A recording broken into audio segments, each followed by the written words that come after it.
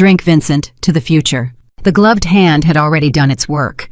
Minutes earlier, in an empty room, that same hand tipped a single drop of clear poison along the rim of a crystal glass, turned the stem so the light caught it just right, and set it down smiling. No fear, no hurry. The calm of someone who had killed before and would sleep just fine tonight. Now the trap sat inches from the most feared man in Chicago, and all he had to do was lift it. In one sip, the Mafia boss would toast his own success and die at his own table. But the waitress by the wall had already seen the glass. Before we go any further, I want to ask you something simple. If this story pulls you in, subscribe to the channel and stay with me all the way to the end, because what happens to this quiet waitress will surprise you more than once. And do me a favor, drop the name of the city you're watching from in the comments right now so I can see just how far this story has traveled tonight. Now let's begin. Claire Morgan had learned a long time ago that the safest place in any room was the place nobody looked at. And nobody looked at the waitress. At 28 years old, she moved through the Belmont house like a shadow with a tray. She refilled water before anyone asked. She remembered that the silver-haired gentleman at table 9 hated ice, that the woman in the emerald dress wanted her steak so rare it nearly walked, that the couple by the window came every third Friday and always argued about money before dessert. Claire knew all of it, and she said almost nothing. That was the point. The Belmont house was the kind of place where a single dinner cost more than most people earned in a week. Marble floors, chandeliers that looked like frozen rain, waiters in black vests who moved like they were performing surgery. And on this particular night, the entire back room had been closed off, reserved, and swept twice by men in dark suits who did not eat, did not drink, and did not smile. Claire had seen men like that before, in another life. "You're on the private room tonight," her manager Denise told her, tapping a clipboard against her palm. "Mr. Callahan's party, 8 guests. You do not speak unless spoken to. You do not linger. You pour, you serve, you disappear. Understand?" "Understood," Claire said. Denise looked at her a beat too long. "You're the only one I trust with this table, Claire. These are not people who forgive mistakes." "I don't make mistakes," Claire said quietly, and she wasn't bragging. She was warning. Denise didn't catch it. Most people didn't. Claire pushed through the doors into the private room, and the temperature of the whole evening changed. The laughter here was lower, richer, more careful. 8 people sat around a long table dressed in white linen, and every one of them wore the kind of confidence that only comes from having money, or having power, or having done things they'd never confess. And at the head of the table sat the man himself, Vincent Callahan. She'd read about him, the way everyone had. The magazines called him a self-made investor, a genius who turned struggling companies into gold.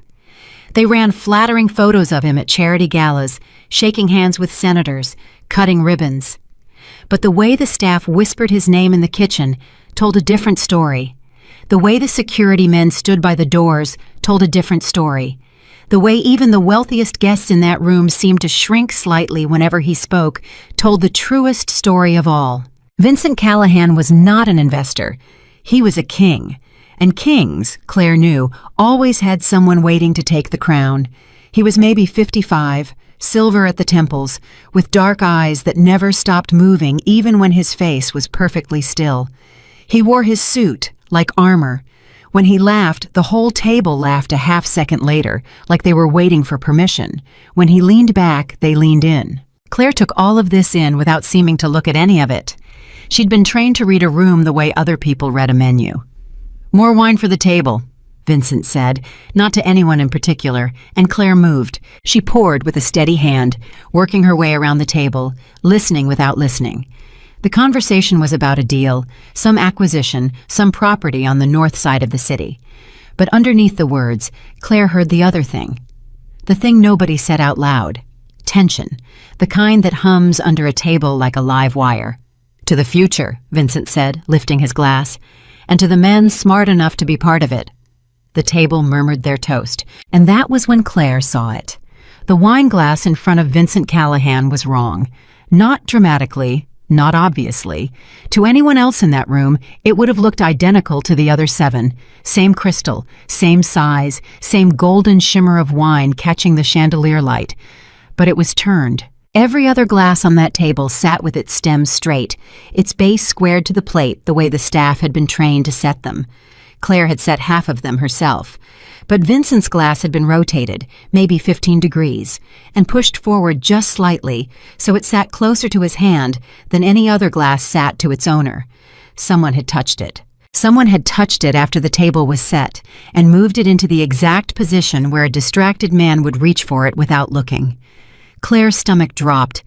She had spent years learning to notice the small wrong thing in a room full of right things. A door left unlocked, a car parked too long, a stranger who smiled with his mouth but not his eyes. The instinct never left. You could quit the job, but you couldn't quit the eyes. And her eyes were screaming at her now. That glass had been prepared. She didn't know how. Poison most likely painted on the rim or dissolved in the wine itself. She didn't know who. But she knew with the cold certainty that had kept her alive in her old life that if Vincent Callahan lifted that glass and drank, he would not leave this restaurant breathing. And here was the part that made Claire's heart pound against her ribs. She had a choice. She could do nothing. She could pour the wine, step back, disappear into the wall the way she always did, and let whatever was going to happen, happen. Vincent Callahan was not a good man. She knew that. The world would not weep for a Mafia boss. And more than that, if she interfered, if she stepped back into the shadows she'd fought so hard to escape, she risked losing everything. The quiet life, the small apartment, the blessed, boring anonymity she'd built like a fortress around her heart. All she had to do was nothing. For a long, terrible second, Claire Morgan stood frozen with a bottle of $2,000 wine in her hand, and she thought about all the reasons to walk away. And then she thought about the mission that went wrong, the one that ended her old life, the faces of the people who didn't make it out because someone in a room just like this one decided that some deaths were acceptable. She had promised herself on the worst night of her life that she would never again stand still while someone died in front of her. Never again. Claire made her decision in the space of a heartbeat. She stepped forward smoothly, refilling the glass of the man to Vincent's right, and as she did, she let her wrist tilt just slightly, tipping the bottle a fraction too far. A thin ribbon of red wine spilled across the white linen, spreading fast. "Oh, I'm so sorry, sir," she said, her voice all apology and grace, and she reached across the table with a napkin. And in that single, fluid motion, under the cover of the spill, she took Vincent Callahan's poisoned glass and replaced it with the untouched glass of the man beside him. It happened in less than 2 seconds. A magician's move, a pickpocket's grace, the kind of thing you can only do if you've practiced it 1,000 times in another life. "Clumsy of me," Claire murmured, dabbing at the spilled wine. "Let me get you a fresh setting." She lifted the poisoned glass onto her tray, along with the spilled napkin, and stepped back toward the wall. Done. Invisible. Her heart was hammering so loud she was certain the whole table could hear it, but her hands were perfectly steady. Nobody had noticed. Nobody ever noticed. That was her gift and her curse. She had just saved a man's life, and not a single soul in that room knew it had even been in danger. Except that when Claire looked up, Vincent Callahan was looking directly at her. Not at the spill, not at the flustered guest, at her.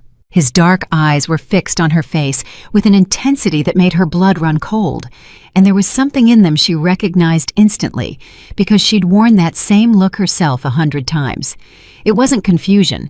It wasn't annoyance at a clumsy waitress. It was calculation.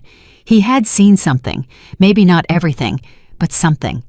And now he was studying her the way a wolf studies a rabbit that just did something a rabbit should not know how to do. Claire held his gaze for exactly the right amount of time, no more, no less.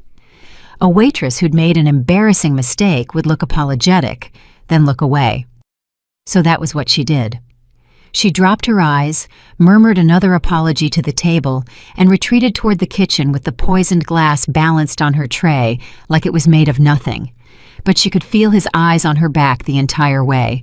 In the kitchen, Claire set the tray down and gripped the edge of the steel counter, and for just one moment, she let herself breathe. Her hands, so steady in the dining room, began to tremble. "You okay?" a young busboy named Marcus asked, passing behind her. "You look like you saw a ghost." "I spilled wine on a rich man," Claire said, forcing a small smile. "I'll survive." Marcus laughed and moved on. But Claire didn't move.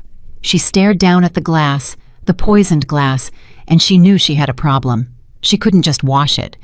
If she was right about what was on it, then that glass was evidence, proof that someone in that room had tried to commit murder, and whoever had done it was still out there, sitting at that table, or standing by that door, waiting to find out why the Mafia boss hadn't dropped dead yet. She poured the wine down the drain but kept the glass, wrapping it carefully in a clean towel and tucking it beneath the counter. Her mind was already running the calculations she'd sworn she'd never run again. Who had access to the table after it was set? The staff, obviously. But the setting had been checked by Vincent's own men, so either it was one of the 8 guests or it was someone on the inside. Someone Vincent trusted enough to let close to his glass. That thought made her go still.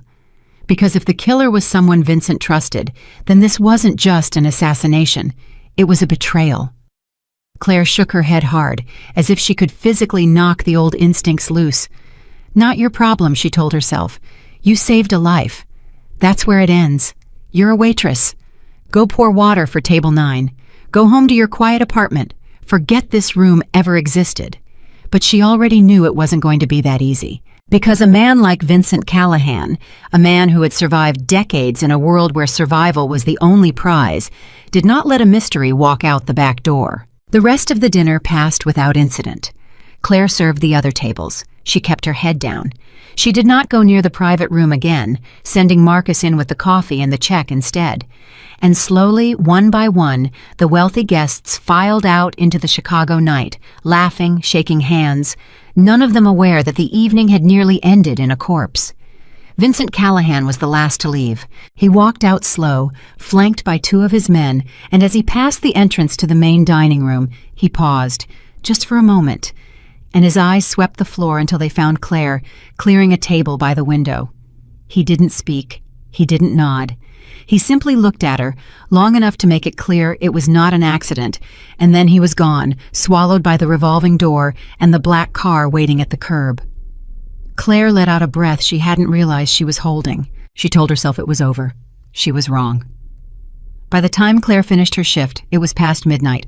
She hung up her apron, said goodnight to Denise, and stepped out the back door into the cold. The alley behind the Belmont house smelled like rain and garbage and city. She pulled her coat tight and started toward the bus stop, her breath fogging in front of her. She made it 4 blocks before she felt it. The thing every person from her old life learned to feel in their spine before they ever learned it with their eyes. She was being followed. Claire didn't stop. She didn't turn. She kept her pace exactly the same, but every sense in her body sharpened to a razor's edge. She listened. Footsteps, maybe half a block back, matching her rhythm. A car, moving too slow along the curb, its engine a low purr. She counted her options. The bus stop was too exposed. The alley to her left was a dead end. But there was a 24-hour diner 2 streets over, lit up bright, full of witnesses. She turned toward the diner. The car turned with her. It pulled ahead, smooth and unhurried, and stopped at the curb directly in her path. A back window rolled down. And Vincent Callahan looked out at her. "Miss Morgan," he said. Claire stopped walking. Her whole body went still and ready, the way it used to before everything went wrong. She said nothing. "Get in the car," Vincent said. It was not a threat. It was not even quite an order. It was almost strangely an invitation. "I'd rather walk," Claire said. Something that might have been a smile crossed Vincent's face. "I imagine you would, but we both know you're not going to sleep tonight until you understand what happened at that table. And neither am I." He paused. "I'm not going to hurt you, Miss Morgan. If I wanted you hurt, you'd already know it. I only want to talk." Claire studied him. She weighed the odds. She could run, but she couldn't outrun a car. She could scream, but this was his city, and she doubted anyone would answer. And underneath the fear, there was the other thing she couldn't quite admit to herself. He was right. She wasn't going to sleep. Claire opened the car door and got in. The inside of the car was warm and quiet and smelled of leather and cigars. Vincent sat across from her, one leg crossed over the other, his hands folded calmly in his lap. Up close, he looked older than the magazine photos and more tired. The man beside the driver never turned around, but Claire clocked the shape of the gun under his jacket the instant she sat down. "You know my name," Claire said. "You had me followed." "I had you researched," Vincent corrected. "There's a difference. It took my people 3 hours to find your address, your employment history, your references." He tilted his head. "It took them all 3 hours to find nothing before that. No college, no family, no past. A woman named Claire Morgan appears in the world 4 years ago, fully formed, and takes a job pouring wine." He let the silence stretch. "People with no past usually have the most interesting ones." Claire kept her face still. "I like my privacy." "Most people who like their privacy," Vincent said, "haven't spent years learning how to disappear." He leaned forward slightly. "You switched my glass tonight." It was not a question. Claire didn't answer. "I've reached across 10,000 dinner tables in my life, Miss Morgan," Vincent went on, his voice low and even. "I have never once thought about the position of my wine glass. Neither, I promise you, did anyone else in that room. But you did. You saw a glass turned 15 degrees the wrong way, and you understood exactly what it meant." He studied her face. "Do you know how many people on this earth could have done what you did tonight? I could count them on my hands. And every one of them works for a government, or used to." Claire's pulse was steady, but only through effort. "You're giving me a lot of credit for a clumsy spill." "After you left," Vincent said, ignoring her, "my people examined the glass in front of the guest you gave mine to, the one that had been mine." He paused, and for the first time something cold and hard entered his voice. There was a residue on the rim, a nerve agent, tasteless, fast. 2 sips, and my heart would have stopped before dessert. The doctors would have called it cardiac arrest. A powerful man, working too hard, gone too soon. His eyes bored into hers. "I would be dead right now, Miss Morgan. I would be lying on that floor with a napkin over my face. Except a waitress that no one was supposed to notice noticed." The car was silent, except for the hum of the road. "So I'll ask you the only question that matters," Vincent said. "The question I came out here at midnight to ask." He leaned in, and his voice dropped to almost a whisper. "Why did you save me?" And there it was. The question Claire had been dreading since the moment she made the switch. Because the honest answer was complicated. She hadn't saved him because he was innocent. He wasn't. She hadn't saved him because she wanted something, or because she was on anyone's side. She had saved him for one reason and one reason only, and it was a reason she had never spoken out loud to another living soul. "Does it matter?" Claire said finally. "It matters more than anything," Vincent said, "because everyone who has ever done anything for me has wanted something in return. Money, protection, power, a favor to be called in later. Everyone." He searched her face. "But you gave me my life back, and then you tried to walk to a bus stop and disappear. You didn't want anything. And a man in my position, Miss Morgan, does not know what to do with a person who doesn't want anything. It frightens me more than my enemies do." Claire looked at him for a long moment, and then she told him the truth, a small piece of it. "A long time ago," she said quietly, "I stood in a room and I watched people die. People who didn't have to, because someone with power decided their lives were worth less than an outcome. And I did nothing, because doing something would have cost me." She swallowed. "I promised myself I would never stand still again. That's all. It wasn't about you. If it had been anyone at that table, I'd have done the same thing." She met his eyes. "You're not special, Mr. Callahan. You were just closest to the poison." For a long moment, Vincent said nothing. And then he did something Claire did not expect. He laughed, softly, almost sadly. "You know," he said, "in 30 years, you may be the first person who has ever sat in this car and told me the truth to my face." He shook his head slowly. "You're not special," he says. "Do you have any idea how many people have died for pretending I was?" He tapped the window and the car began to slow. "I'm going to let you go home tonight, Miss Morgan," Vincent said. "You saved my life, and I pay my debts, but I need you to understand something before you step out of this car." His face hardened.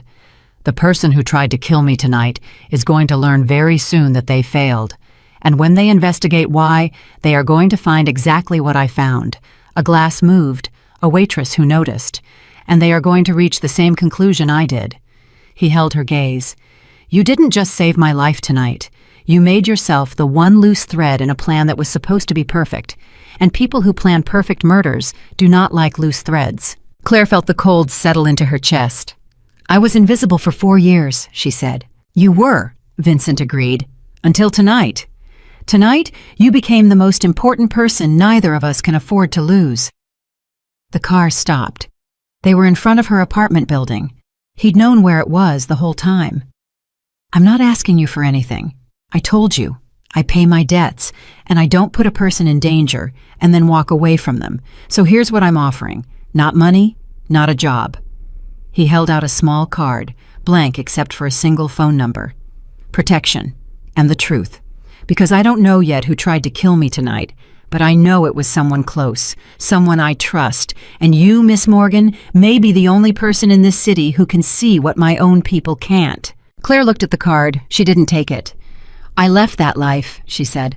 "I'm not going back." "I understand," Vincent said, and he set the card down on the seat between them. "But you already went back tonight. The moment you saw that glass, you were back. The only question now is whether you face what's coming with someone watching your door or alone."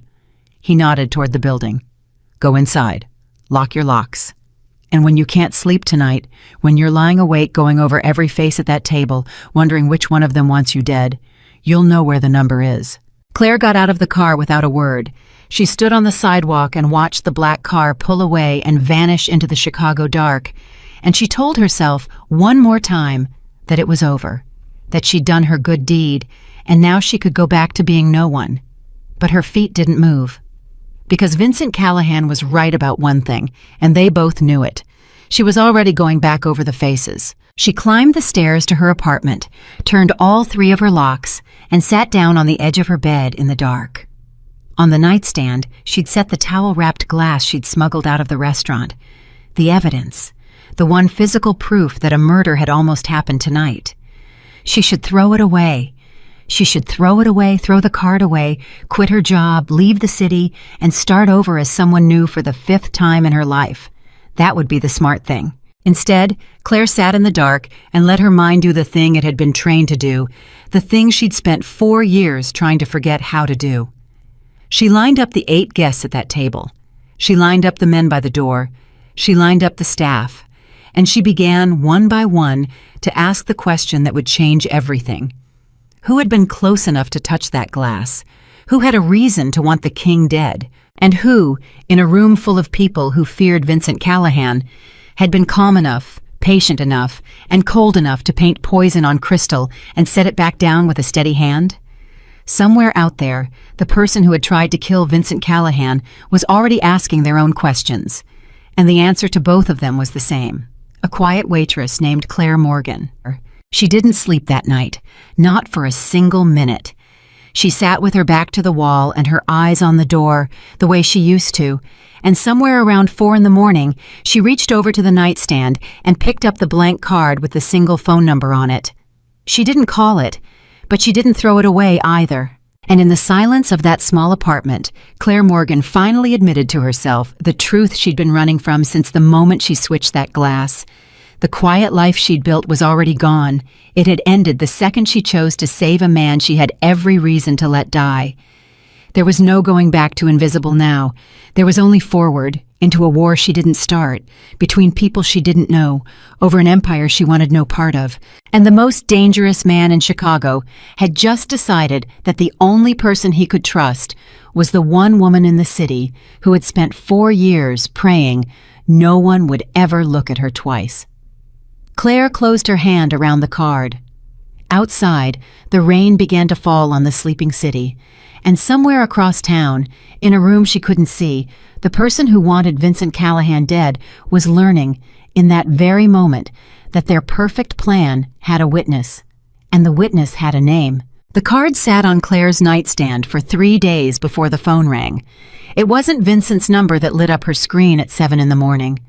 It was Denise, and her voice was tight in a way Claire had never heard before. "Claire, I need you to come in early today. Like now." "What's wrong?" "There are men here," Denise said, lowering her voice, "asking about the dinner the other night, asking about the staff who worked the private room. They have badges, but they don't feel like police, if you understand what I'm saying to you." A pause. "One of them asked for you by name." Claire's whole body went cold and still. "Did you tell them anything?" "I told them you weren't scheduled today, which is true. But Claire, honey, they said they'd be back." Denise hesitated. "Whatever happened at that table, I don't want it in my restaurant. So if there's something you need to tell me now." "There's nothing," Claire said quietly. "I'll be there in an hour." She hung up before Denise could argue, and she sat on the edge of her bed with her heart pounding, because she understood exactly what had just happened. Vincent had warned her. The person who tried to kill him would learn they'd failed, and they'd come looking for the reason why. 3 days. It had taken them 3 days to trace the failure back to the restaurant, and now they were pulling on the loose thread with her name on it. Claire looked at the blank card, and this time she picked up the phone and dialed. It rang once. "You waited 3 days," Vincent's voice said. No hello. No surprise. "I was beginning to think you'd left the city." "Men came to my restaurant," Claire said. "Badges that aren't police. They asked for me by name." There was a silence on the other end, and when Vincent spoke again, his voice had changed. The calm, almost amused tone from the car was gone. What replaced it was flat and hard and very serious. "Describe them." "I didn't see them. My manager did. 2 men, suits, badges, one older, one younger. They said they'd come back." "Don't go to work," Vincent said. "I have to go to work. If I don't show, I lose the one normal thing I have left." "Miss Morgan?" His voice cut through hers like a blade. "The men at your restaurant are not there to talk. Federal badges are the easiest thing in the world to forge, and the people I'm dealing with have money enough to forge anything. If they know your name, they know your face. And if they know your face, then the only reason you are still breathing is that you happen to be somewhere too public to touch. That will not last." A pause. "There's a car outside your building. Gray sedan across the street. It's been there since last night. Look." Claire moved to the window and pulled the curtain back an inch. The gray sedan was exactly where he said it would be. Her breath caught. "That's mine," Vincent said. "I put it there the night I dropped you off, in case they moved faster than I hoped. The man inside is named Frank. He's going to bring you to me, and we're going to talk about how to keep you alive. Because whether you like it or not, Miss Morgan, we are now in this together." A beat. "Or you can walk to your restaurant and take your chances with the men and the badges. Your choice. It always has been." Claire stared at the gray sedan. She thought about running. She was good at running. She'd done it 4 times before, disappeared and reappeared as someone new, and she could do it again. But running took time and money and preparation, and she had none of those things ready. If she ran now, unprepared, with trained men already watching her door, she wouldn't make it out of the state. Vincent was right. She hated that he was right. "Give me 10 minutes, she said. She packed a small bag in 6. Cash, a spare phone, the towel-wrapped glass. Everything else in the apartment was replaceable, and none of it was really hers anyway. When she came down the stairs and crossed the street, the door of the gray sedan opened before she reached it. The man inside, Frank, was heavy-set and quiet, with the flat, watchful eyes of a professional. He didn't speak until she was in the car. "He said you'd take the glass," Frank said, pulling into traffic. "Said you were the type to hold on to evidence." Claire said nothing. "He also said if I laid a hand on you, he'd feed me to the lake." Frank glanced at her in the mirror. "In 11 years working for that man, I've never heard him say that about anyone. Just so you know what you're walking into." They drove for 40 minutes out of the city and into the wealthy suburbs to the north, where the houses hid behind stone walls and iron gates.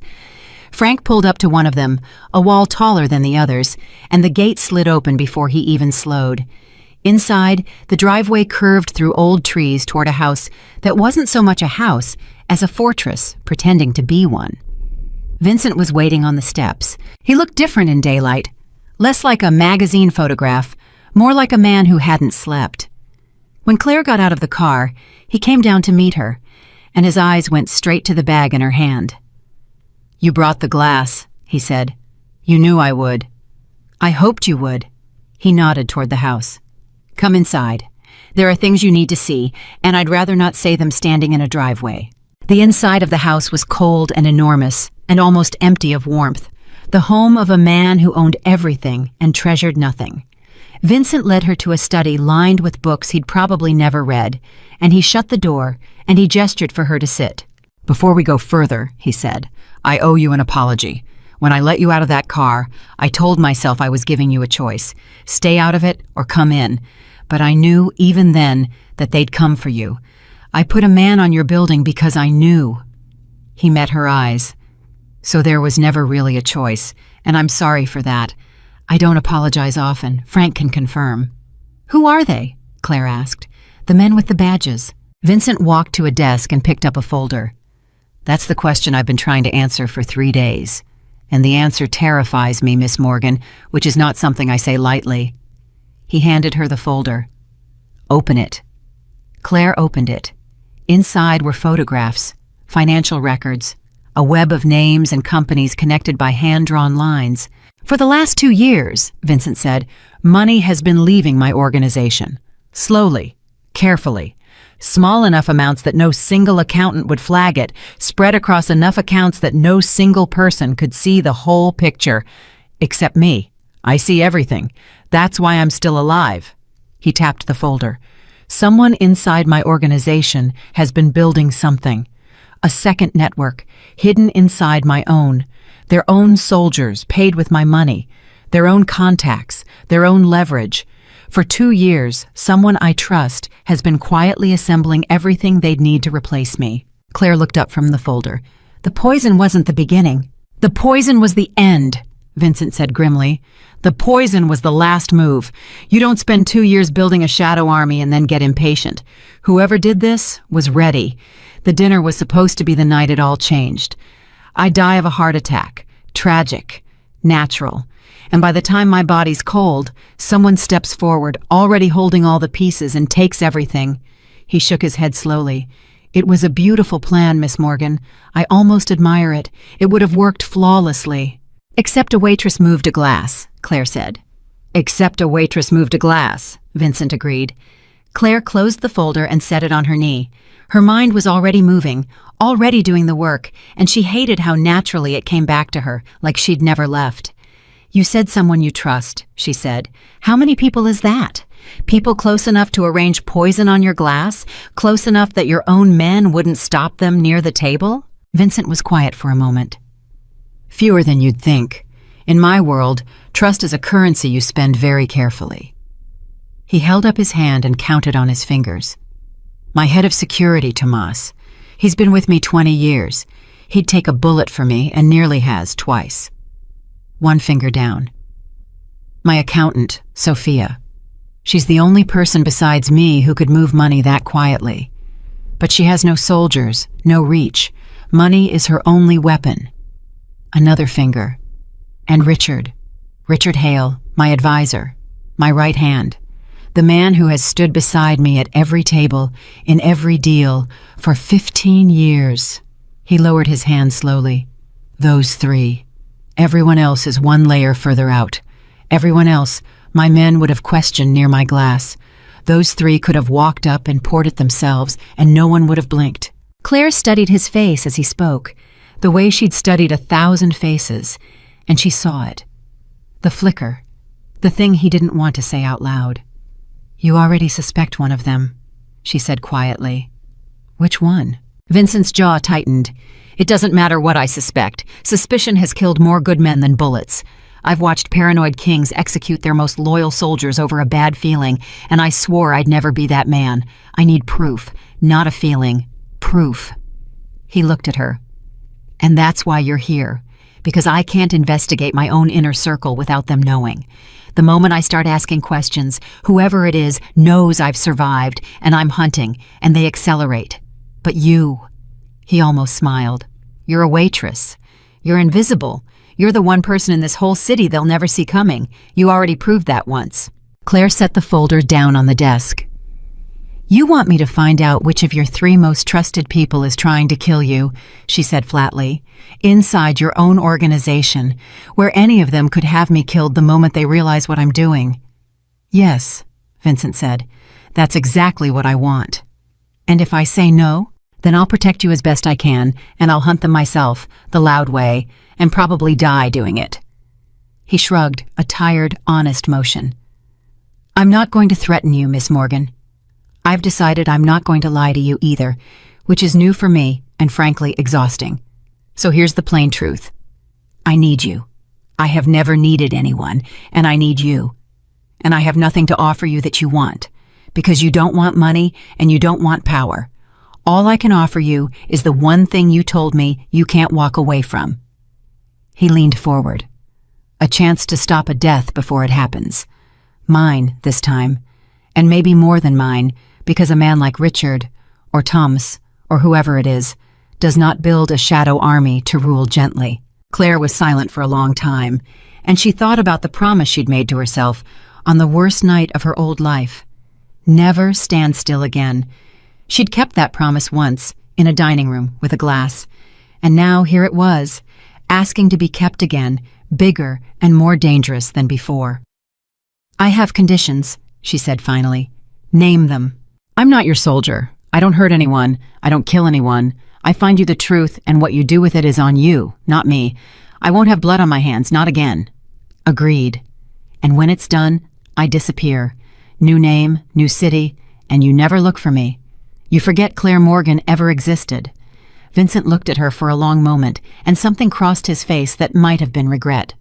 Agreed, he said quietly. Then I need to see everyone, Claire said, standing.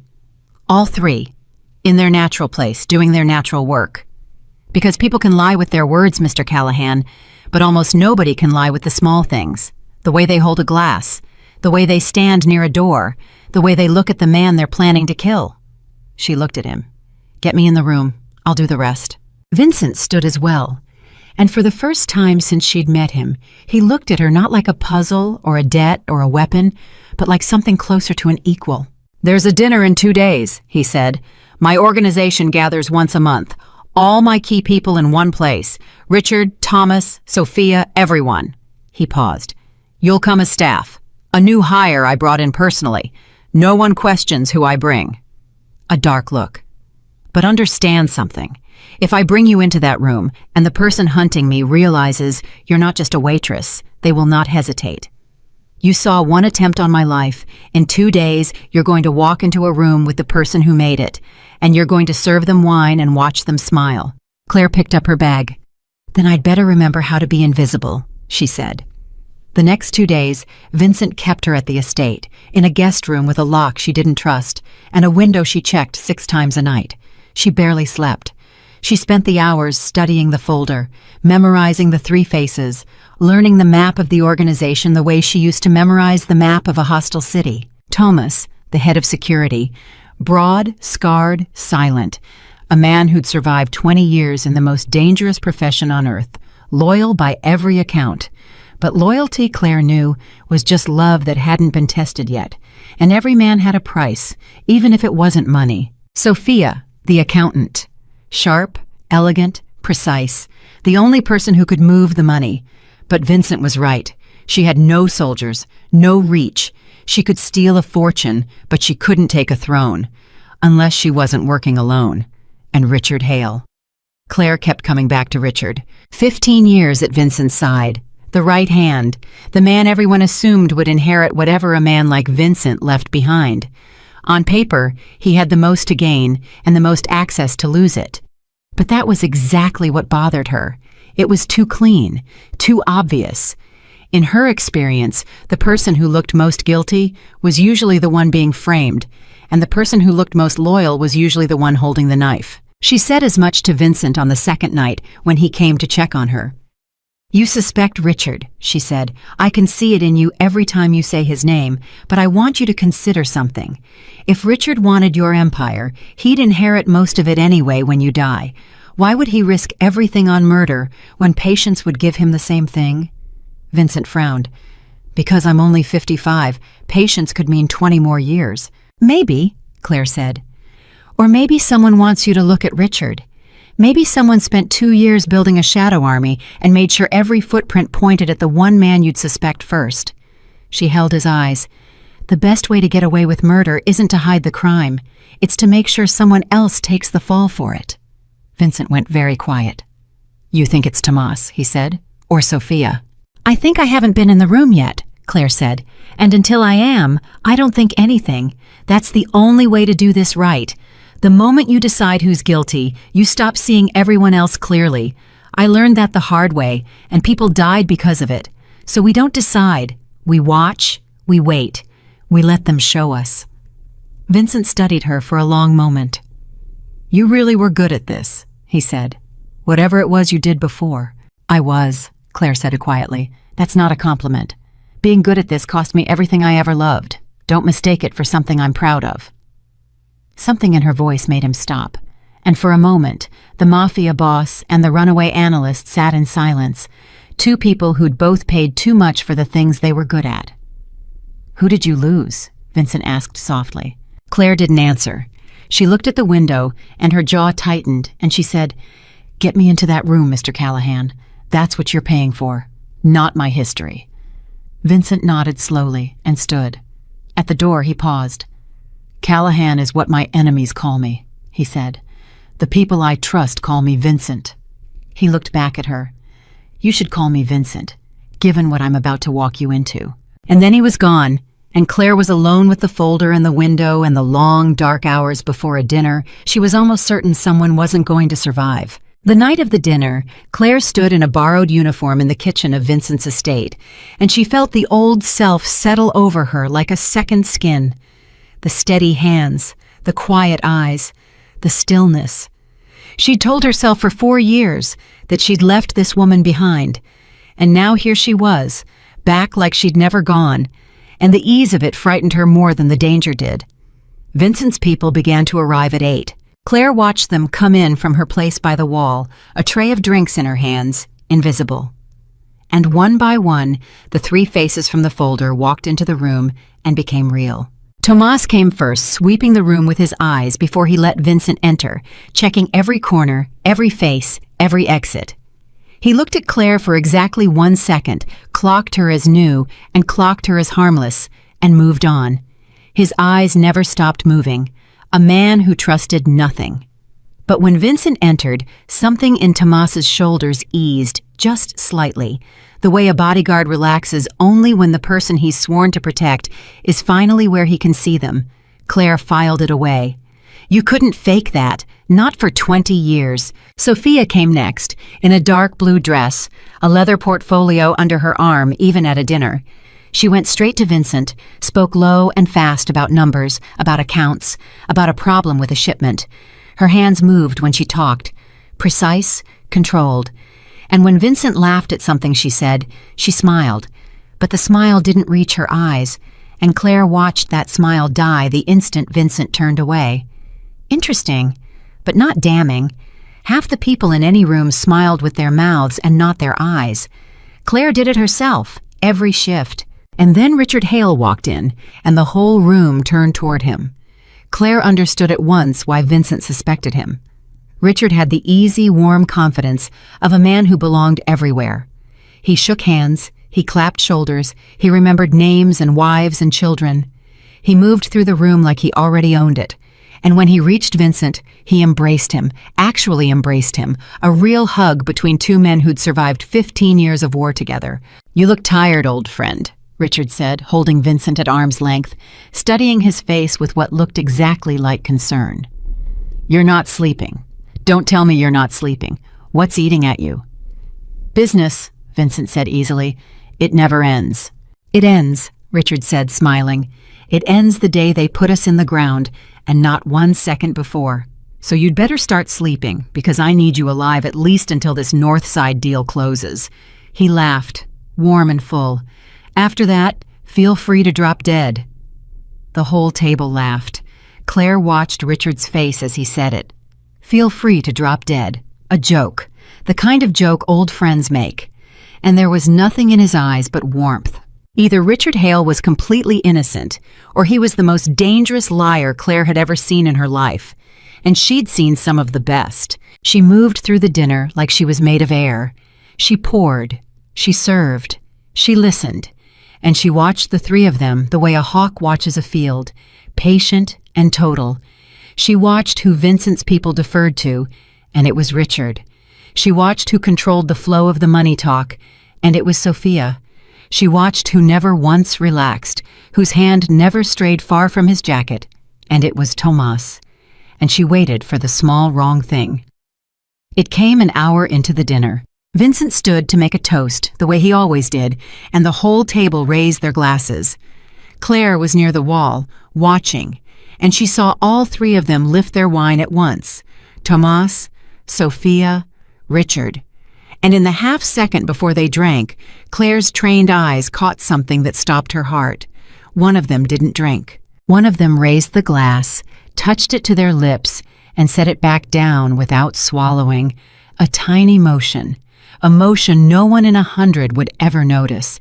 The motion of a person who knew, on some deep animal level, not to trust the wine in that room tonight. Claire's blood went cold, because there was only one reason a person would fake drink at Vincent Callahan's table. They knew something the others didn't. And the person who set their glass down untouched, the person whose animal instinct whispered, "Don't drink," the person who smiled and toasted the man they served and did not let a single drop pass their lips, was not the person Vincent suspected. It was the last person in the room Claire expected. Her hands, so steady all night, went still around the tray. She looked again, certain she'd made a mistake, certain her 4 years of rust had finally shown. But no, she'd seen it. She was sure. And now the whole picture began to rotate in her mind, like a glass turned 15 degrees the wrong way, and everything she'd assumed about who was hunting whom began to slide. Across the room, Vincent caught her eye. Just for an instant, a question in his look. Anything? Claire didn't dare answer. Not here. Not with all three of them in the room, one of them watching her the way she was watching them.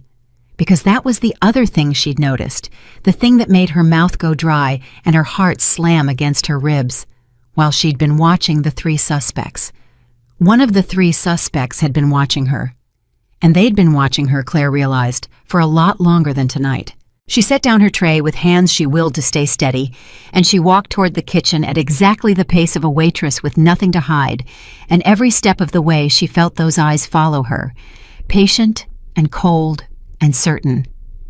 The eyes of someone who had just recognized, across a crowded room, that the new waitress was not new at all. The eyes of the person who had painted poison on a glass 3 nights ago and set it down with a steady hand. They knew her now.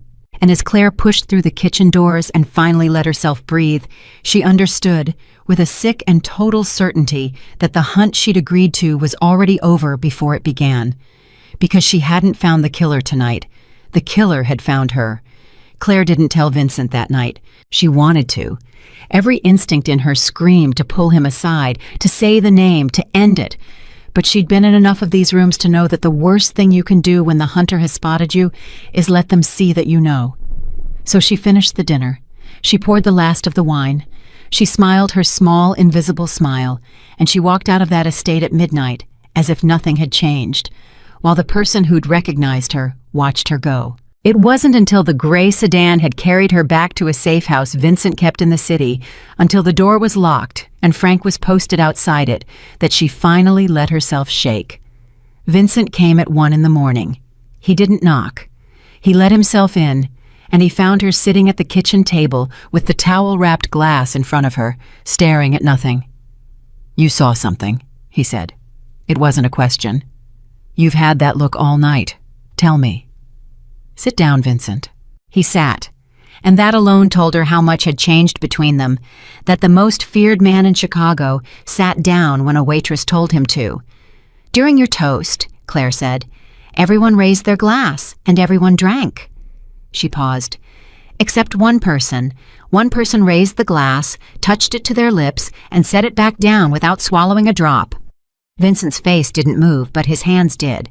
They went flat on the table, slow and deliberate. "Who?" he said. "There's only one reason a person doesn't drink the wine at a table where poison was used 3 nights ago," Claire went on, ignoring the question. "It's not caution. Everyone at that table has been drinking your wine for years and never worried once. It's knowledge. Somewhere in the back of their mind, an alarm went off that said, 'Not tonight. Don't trust it tonight.' And only one kind of person has that alarm." She looked at him. The kind who put poison in a glass and is terrified someone might return the favor. "Claire," Vincent's voice was very low now, "who didn't drink?" And Claire told him. "Tomas." Vincent went completely still. For a long moment he didn't speak, didn't breathe, and Claire watched 20 years of trust war with what she'd just told him. She understood. She'd asked him to suspect Richard. She'd built a careful case for why the obvious suspect was probably innocent. And now she'd handed him the one name he'd defended without hesitation. The man who'd taken 2 bullets for him. The man whose loyalty he'd staked his life on for 2 decades. "No," Vincent said finally. "No, you're wrong. I know what I saw. Thomas has protected me for 20 years. He's bled for me. He's killed for me. If Thomas wanted me dead, Claire, I'd have been dead 19 years ago. He's had 1,000 chances." Vincent shook his head hard. "A man doesn't wait 20 years to betray you. That's not how betrayal works." "Isn't it?" Claire said quietly. "You told me yourself. Someone's been building a shadow army for 2 years. 2 years of patience. 2 years of pretending. You think a person capable of that kind of patience couldn't wait 20 years for the right moment?" She leaned forward. "And think about who has the reach to build an army inside your organization. Not Sophia. She has money but no soldiers. Not Richard. He's your face, your voice, but the men answer to their captains, and the captains answer to your head of security. They answer to Tomas. Tomas is the only one of the 3 who could quietly turn your own soldiers one at a time, and no one would ever question a head of security spending time with the men. That's his job." Vincent's jaw worked. She could see it landing piece by piece, and she could see how much he hated it. "You defended him first, Vincent," Claire said gently. "When you counted your 3, he was the first name off your fingers, the bodyguard who'd take a bullet. You never once suspected him, and that's exactly why it works. The perfect traitor isn't the man you watch. It's the man you've stopped watching entirely, because you decided long ago that he was safe." Vincent stood up so fast the chair scraped. He walked to the window, his back to her, and he stood there a long time. "If you're wrong," he said finally, "and I move against Tomas, I lose the one man who's genuinely kept me alive. I hand my enemies exactly what they want, a king who turned on his own shield." "I know. And if you're right," he said, turning, "then the man watching my back has been holding a knife the whole time." His voice cracked, just slightly, just enough for Claire to hear the grief under the fury. "Do you understand what you're asking me to believe?" "I do," Claire said, "which is why we're not going to move on a feeling. Not yours about Richard, and not mine about Thomas. I told you from the start. We don't decide. We get proof. And now that I know where to look, I know how to get it." That was 2 nights ago. For 2 days, Claire worked. Quietly, patiently, the way she used to, she pulled at the thread. Vincent gave her access to everything. The financial records, the movements of his men, the schedules and the shipments and the accounts. And she followed the money the way you follow a trail of blood, and it led exactly where she'd feared it would. The Shadow Army was real. She confirmed it in a single afternoon. Dozens of Vincent's soldiers drawing extra pay from accounts that traced back through 6 shells to a single origin. Loyalty, bought quietly over 2 years. And every one of those soldiers reported, in the ordinary chain of command, to a captain who reported to the head of security, to Tomas. But that wasn't proof. That was circumstance. A defense lawyer would say Tomas oversaw all the men. Of course, the trail ran through him. That meant nothing. Claire needed more.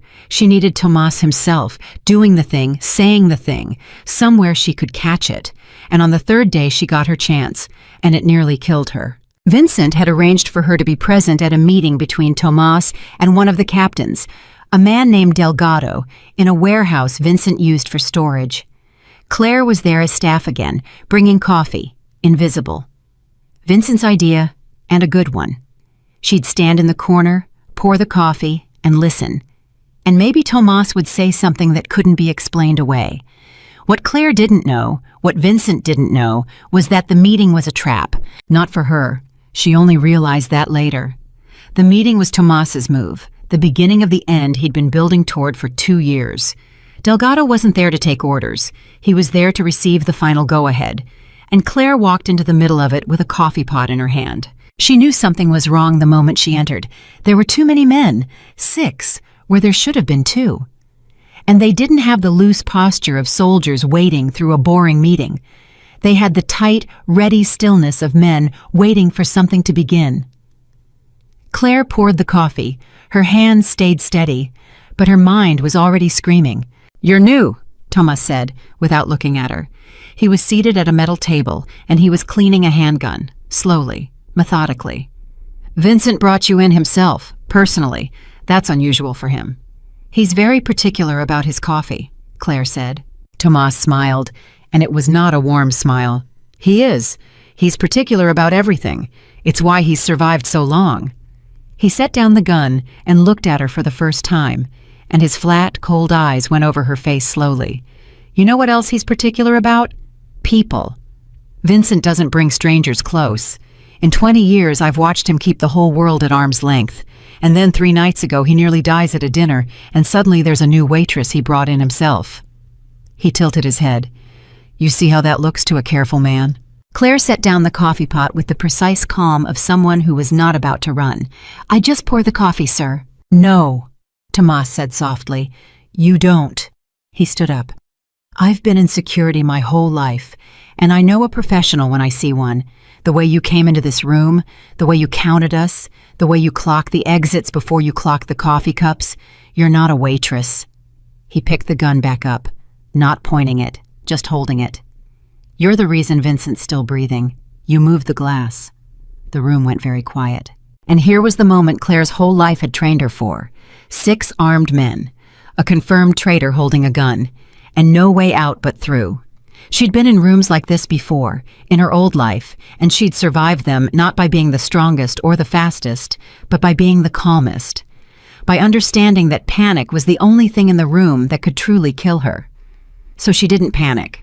"If you shoot me," Claire said quietly, "Vincent knows exactly where I am tonight. He knows who I'm with. And a waitress turning up dead the same week someone tried to poison him tells him everything he needs to know about who to trust." She met Tomas's eyes without flinching. "You've spent 2 years being patient, Tomas, being careful, building something in the shadows so nobody would ever see it coming. Are you really going to blow all that patience because a woman poured your coffee? Vincent already suspects someone. Give him a body and you tell him who." She watched it land. She watched the professional in Tomas do the math she'd laid out for him, and she watched him hate that the math was right. "Smart," Tomas said. "You're very smart." He lowered the gun. "But smart people have a weakness. They think being right keeps them alive." He nodded to one of his men. "It doesn't. Being useful keeps you alive. And you, whoever you are, just became a lot more useful to me alive than dead." He stepped closer. "Because you're going to walk back to Vincent tonight, and you're going to tell him the meeting was nothing. Boring logistics. Nothing to worry about. And you're going to keep telling him that right up until the moment I don't need him anymore. And if I don't?" "Then I stop being patient," Tomas said. "And I stop being careful. And I put you and Vincent in the ground on the same night and let the pieces fall where they fall. I'd rather not. Patience has gotten me this far. But I've come too far to lose it over one clever waitress. Test me and find out." He smiled again. "So, do we have an understanding?" And Claire understood, in that instant, that she'd walked into something far more dangerous than she'd realized, and that the only way out of this room alive was to make Tomas believe he'd won. "We have an understanding," she said. "Good." Tomas gestured to the door. Frank's waiting outside. Go pour Vincent his coffee. Tell him everything's fine. And Claire, or whatever your name is." He waited until she was at the door. "I'll be watching you now, every move, so be very, very careful whose glass you decide to move next." Claire walked out of that warehouse on legs that didn't feel like her own, and she got into the gray sedan, and Frank pulled away, and it wasn't until they were a mile down the road that she let herself understand what had just happened. Tomas hadn't just confirmed he was the traitor. He'd made her part of it. He thought he owned her now. He thought she'd go back to Vincent and lie. And that gave her something no amount of financial records ever could. It gave her a traitor who believed his secret was safe, who would keep moving, keep talking, keep making his final preparations, all while thinking his enemy's greatest asset was now his own. He'd made a mistake. He'd made the same mistake everyone made about Claire Morgan. He'd looked at her and seen someone he could control. "Frank," Claire said quietly, "I need you to take me to Vincent. Right now. And I need you to check this car for anything Tomas's men might have put on it while I was inside. A tracker, a microphone, anything." Frank's eyes flicked to the mirror. "You think they bugged the car?"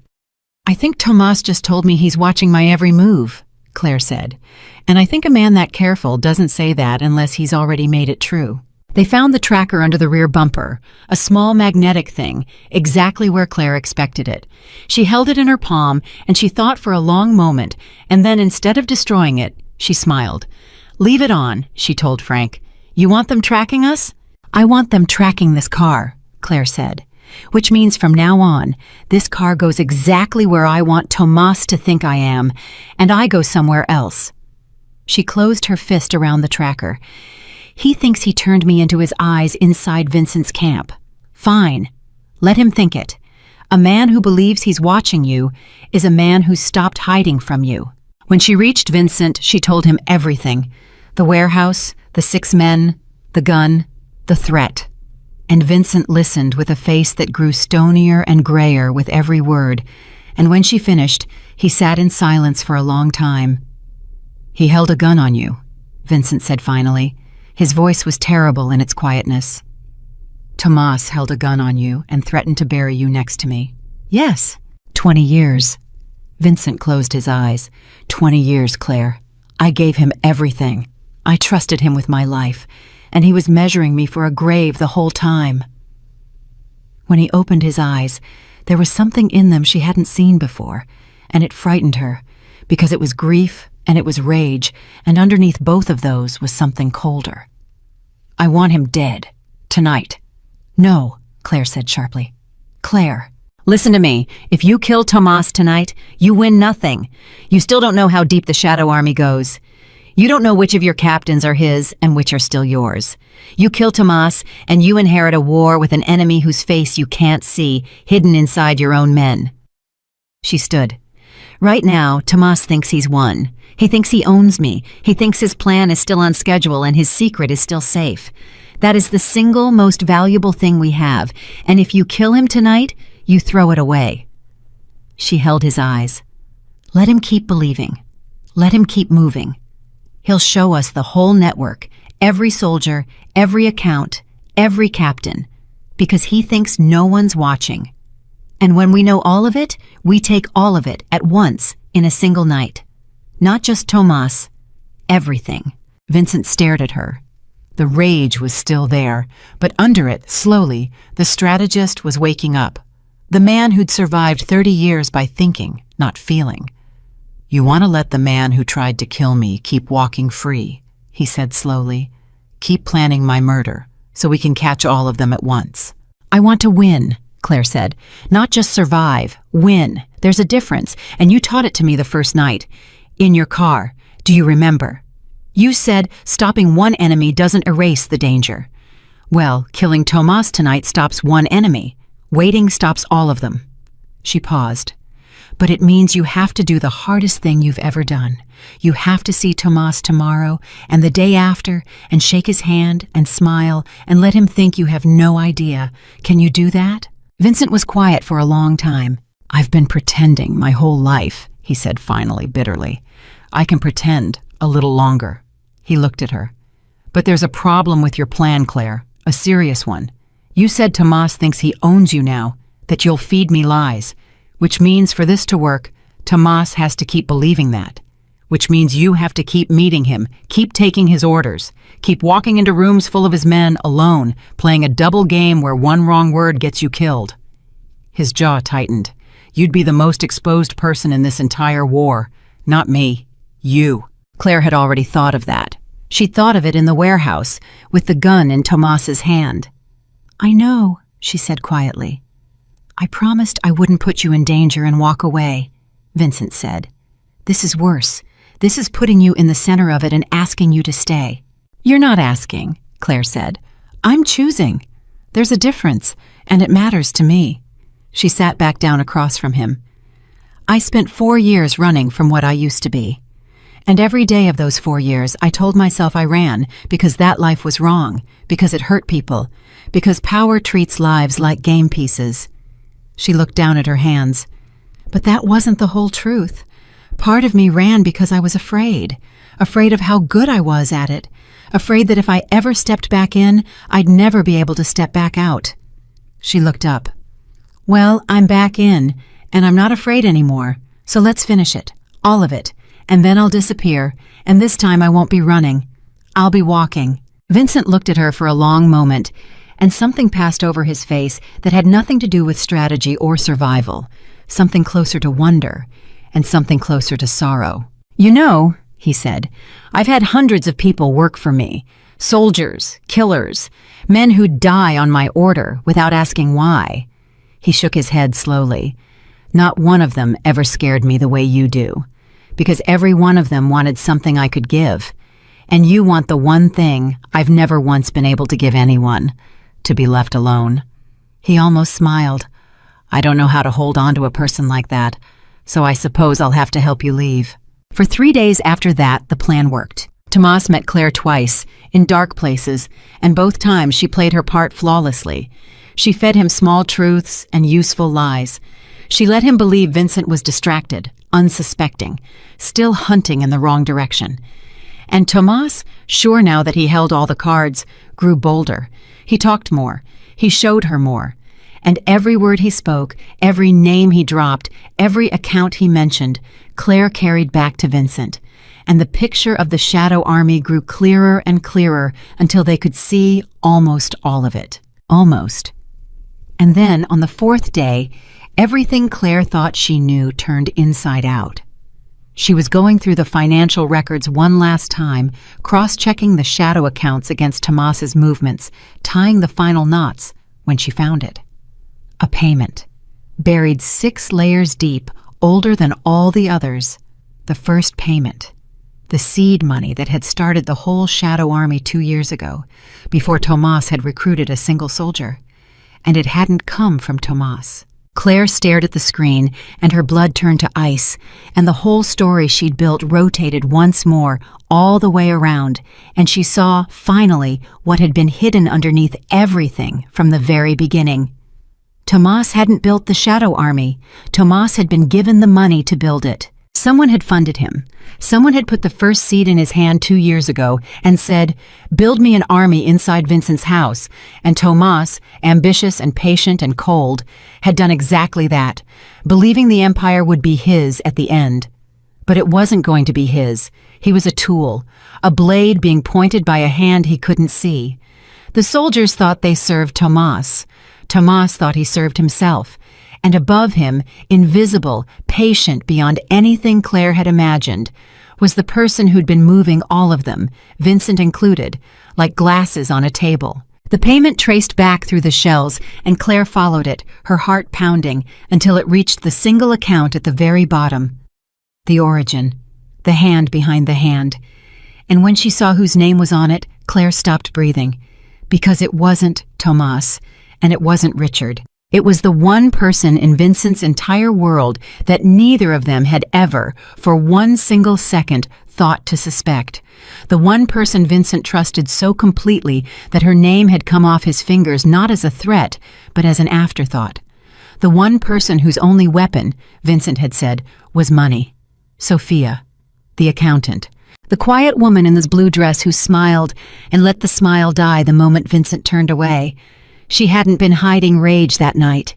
She'd been hiding triumph, because she was the only person alive who could move money that quietly, and she'd used that gift to build the very thing that was going to kill the man she served. She'd funded Tomas. She'd pointed him at Vincent like a gun. And when Tomas won, when Tomas took the empire believing it was his, Sofia would be the one holding the only thing that truly mattered in Vincent's world. The money, all of it, and a new king who didn't even know he was already owned. Claire's hands were shaking now, and not from fear, because she finally understood the thing Tomas didn't. She understood why he hadn't drunk the wine. It wasn't only that he'd used poison and feared it in return. It was that Tomas, careful as he was, had started to suspect he wasn't the only player at the table.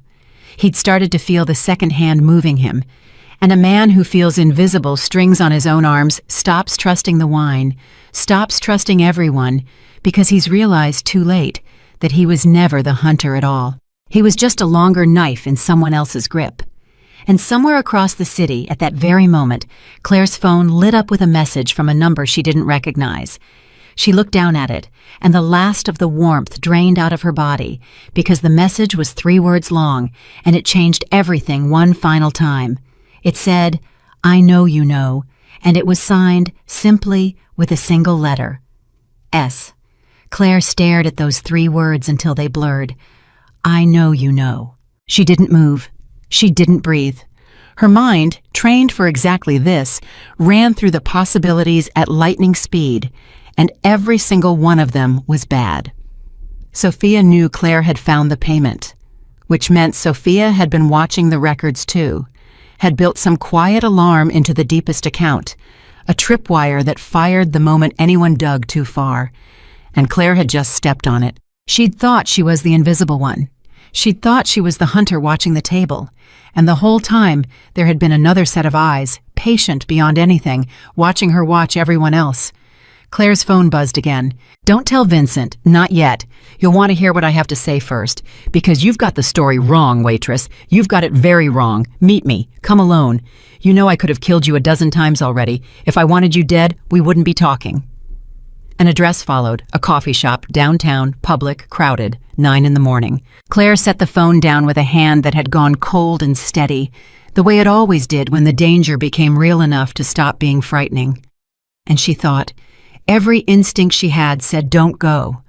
Going alone to meet the person who'd orchestrated everything, who'd outthought all of them, who'd moved Vincent and Tomas and even Claire herself around like pieces on a board, was insane.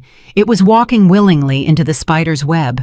But there was one line in that message that Claire couldn't stop turning over. You've got the story wrong. And underneath her fear, underneath her training, the part of Claire that had never stopped needing to know the truth, the part that had cost her everything in her old life, whispered that Sofia might be telling the truth. Because Claire had gotten the story wrong once already. She'd been sure it was Richard, then sure it was Tomas, and both times she'd been standing right there in the room, watching with the best eyes in the business, and both times she'd missed the hand behind the hand. What if she was still missing something? She called Vincent. I found who funded Tomas, she said without preamble. It's Sofia. The seed money, 2 years ago, before Tomas recruited anyone. It traces to her. She built the shadow army through him. He thinks he's the one taking your empire. He's not. He's her weapon. When he wins, she owns him, and she owns everything. The silence on the line was so long Claire thought the call had dropped. Sofia, Vincent said finally, and his voice was hollow. Sofia has managed my money for 8 years. She knows every account I have, every dollar, every secret. A long breath. If it's her, then she hasn't just been planning to take the empire. She's had her hand on my throat this entire time, and I never felt it. There's more, Claire said. She contacted me 20 minutes ago. She knows I found the payment. She wants to meet, alone, this morning. She says I have the story wrong. No! Vincent's voice snapped back to life, hard and immediate. Absolutely not. You are not meeting Sofia alone. That woman has spent 2 years being 3 moves ahead of everyone, including me. Whatever she wants from that meeting, it's not to tell you the truth. It's a trap, Claire, and you're smart enough to see it. Maybe, Claire said. Probably, But think about it, Vincent. If she wanted me dead, I'd be dead. She's had every opportunity. She's known who I am since the dinner, maybe before. She let me keep digging. She let me find Tomas. She let me find the payment. Why? Why would a woman that careful let me get this close unless she wanted me to get this close? Claire paused. She's not trying to kill me. She's trying to recruit me. Or she's trying to tell me something. Either way, it's the first chance we've had to look the real enemy in the eye. And I'm not going to waste it hiding behind your walls. Claire, it's a public place, crowded, 9 a.m. She can't touch me there without 100 witnesses, and she knows it. That's why she chose it. Claire was already pulling on her coat. I'll wear a wire. Frank can be across the street. If it goes wrong, you'll know in real time. But I have to hear what she says, Vincent. Because if I've had the story wrong twice, I need to make absolutely sure I don't have it wrong a third time before we make our move. One mistake now, and we lose everything. Vincent was quiet for a moment. You're the most stubborn person I've ever met, he said finally, tiredly. And I run an organization built entirely on stubborn men. Is that a yes? It's a yes with conditions. You wear the wire. Frank is across the street with 2 men. And Claire. His voice dropped. If she says one word that makes you think you're in danger, you walk out. You don't try to win the conversation. You don't try to get one more piece. You walk. Promise me. I promise, Claire said. She was lying, and they both probably knew it. At 9 that morning, Claire walked into the coffee shop. It was exactly as promised. Crowded, warm, ordinary. People typing on laptops, mothers with strollers, the hiss and clatter of an ordinary morning. And at a small table near the back, in a gray coat instead of the blue dress, sat Sophia. She looked up as Claire approached, and she smiled, and this time the smile reached her eyes, which was somehow more frightening than if it hadn't. You came, Sophia said. I wasn't sure you would. Vincent would have told you not to. She gestured to the chair across from her. Sit, please. I already ordered you a coffee. Black, no sugar. That's how you take it, isn't it? Her smile widened slightly. I've been watching you a long time, Claire. Longer than you'd believe. Claire sat, but she didn't touch the coffee. Smart, Sophia said, noticing. You don't drink anything I've had access to. Good instincts. Tomas has the same instinct now, poor man. He started to realize he's not as much in control as he thought, and it's making him paranoid. He didn't drink Vincent's wine at the dinner, did he? You caught that. That's how you first suspected him. She shook her head almost fondly. You're very good. It's a genuine pleasure to finally sit across from someone who sees the way I see. Do you know how lonely it is, being the smartest person in every room and having to hide it? You said I have the story wrong, Claire said flatly. So tell me the story. Sophia's smile faded into something more serious. You think I'm trying to steal Vincent's empire? She said. You think I funded Tomas, pointed him at Vincent? And I'm going to take everything when Tomas does the dirty work. That's the story you've built. And it's almost right. She leaned forward. But you're missing the why, and the why changes everything. She wrapped her hands around her own cup. I don't want Vincent's empire, Claire. I want it gone. There's a difference, and it's the whole difference in the world. Claire said nothing. She watched. She listened. 8 years ago, I came to work for Vincent as an accountant, Sophia said. A real one, legitimate. I didn't know what he was. By the time I understood, I was in too deep to leave, because people who understand Vincent's finances don't get to quit. They get to keep working, or they get to disappear. Her jaw tightened. But that's not the part that matters. The part that matters is what I learned over 8 years moving his money. I learned where it came from, not the investments, the other money, the real money. She looked at Claire. Do you know what Vincent Callahan's organization actually does, underneath the restaurants and the deals and the charity galas? Do you know what generates the cash I've spent 8 years hiding? Tell me, Claire said quietly. People, Sophia said. It moves people, across borders, against their will. Women, mostly. Girls. Her voice didn't rise, but something terrible came into it. For 8 years, I've laundered the profits of the ugliest business there is, and I've smiled at galas, and I've told myself I had no choice. And then 2 years ago, I decided I was done telling myself that. She met Claire's eyes. I couldn't go to the police. Vincent owns half of them, and the other half would get me killed before I finished my statement. I couldn't run.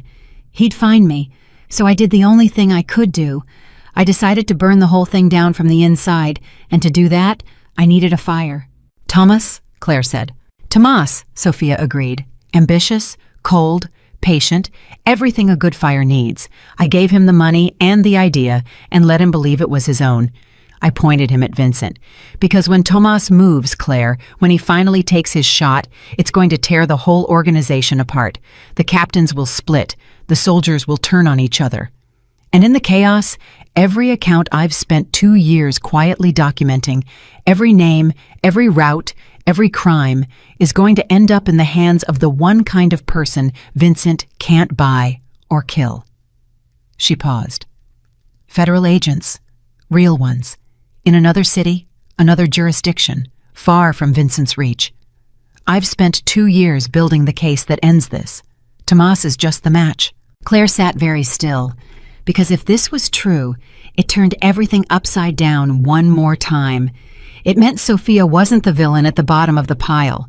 It meant she was something far more complicated, a woman trapped in a monster's house, trying to burn it down and not die in the fire. But Claire had been fooled before, twice, and she was not going to be fooled a third time by a good story told by a very smart woman. That's a beautiful story, Claire said. It has a hero and everything. You, the reluctant accountant burning down the empire to save the innocent. She held Sophia's eyes. There's just one problem with it. If all you wanted was to bring Vincent down and get evidence to the feds, you'd have done it quietly. You'd never have needed to fund a war. You'd never have needed to arrange a poisoning at a dinner where you could have gotten caught. So tell me the real reason you built a shadow army instead of just mailing a hard drive to the FBI. Because a woman as smart as you, Sophia, doesn't start a war when a letter would do. Sophia looked at her for a long moment, and then slowly she smiled again, and this time there was something almost like respect in it. You really are good, she said softly. You're right, there's more. She turned her cup slowly on the table. A hard drive of evidence brings down the organization. It doesn't bring down Vincent. Men like Vincent have lawyers, deals, information to trade. He'd inform on 100 people to save himself, and in 3 years he'd be out, living somewhere warm, and the whole thing would rebuild under someone new. Her voice went cold and flat. I don't want the organization to fall and Vincent to walk. I want Vincent to die inside it. I want him to die believing he lost his empire to his own bodyguard, betrayed and outmaneuvered, never knowing that the person who really did it was the quiet accountant he never once looked at twice. She looked up. The poison at the dinner wasn't Tomas's idea. It was mine. I fed it to him. I wanted Vincent dead, and I wanted Tomas to take the blame, and I wanted the whole thing to collapse in a single beautiful night. Her eyes hardened.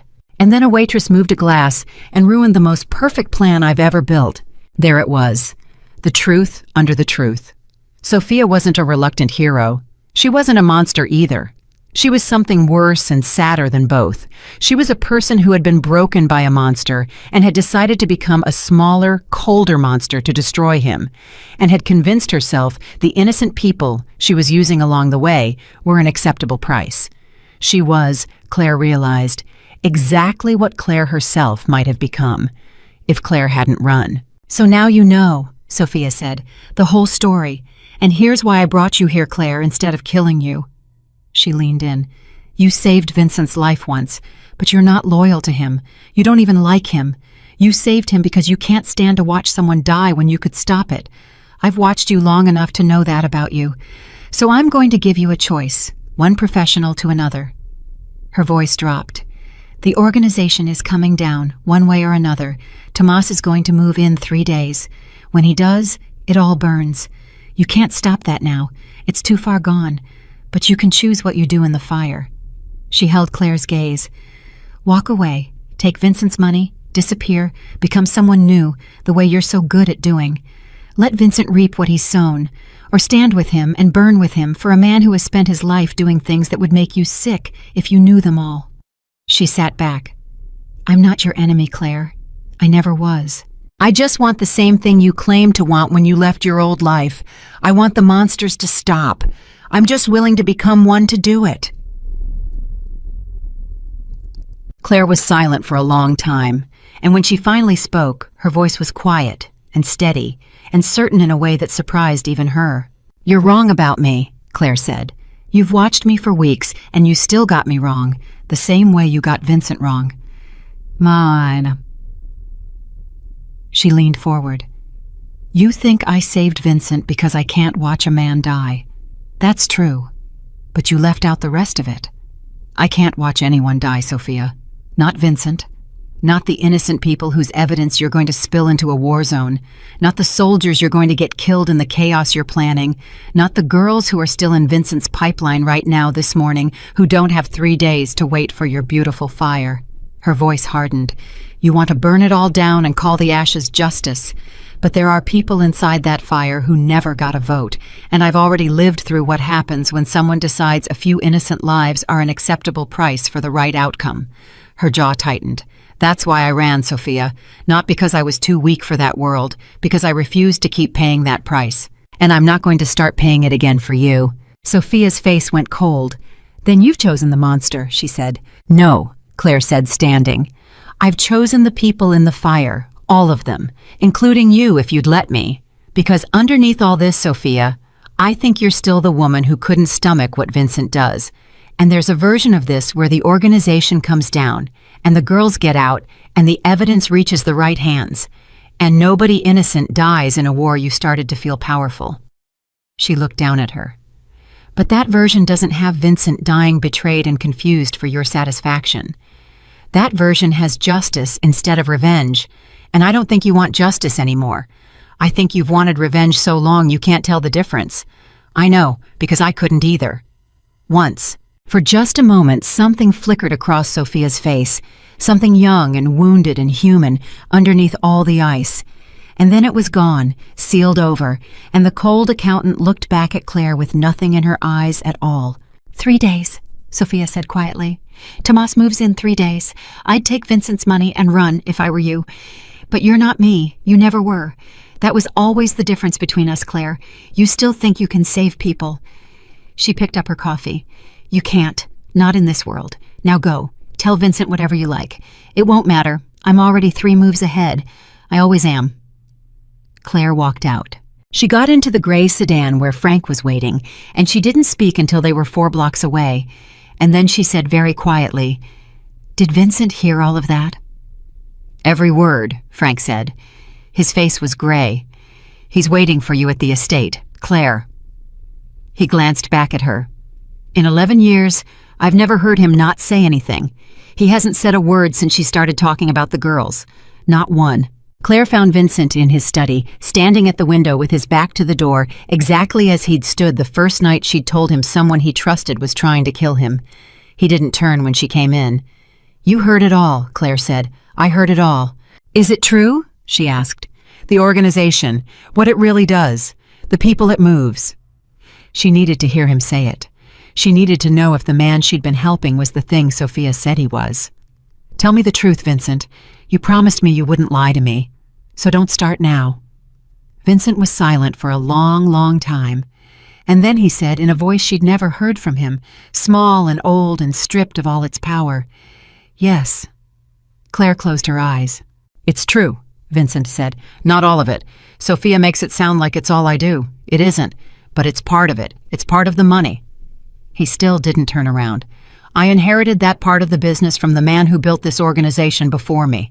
I told myself for 30 years that if I didn't run it, someone worse would. That I kept it smaller than it could be. That I saved money for the girls' medical care. That I punished the men who were cruel." His voice cracked. "I told myself 1,000 stories, Claire. Every single one of them designed to let me sleep at night. And they worked.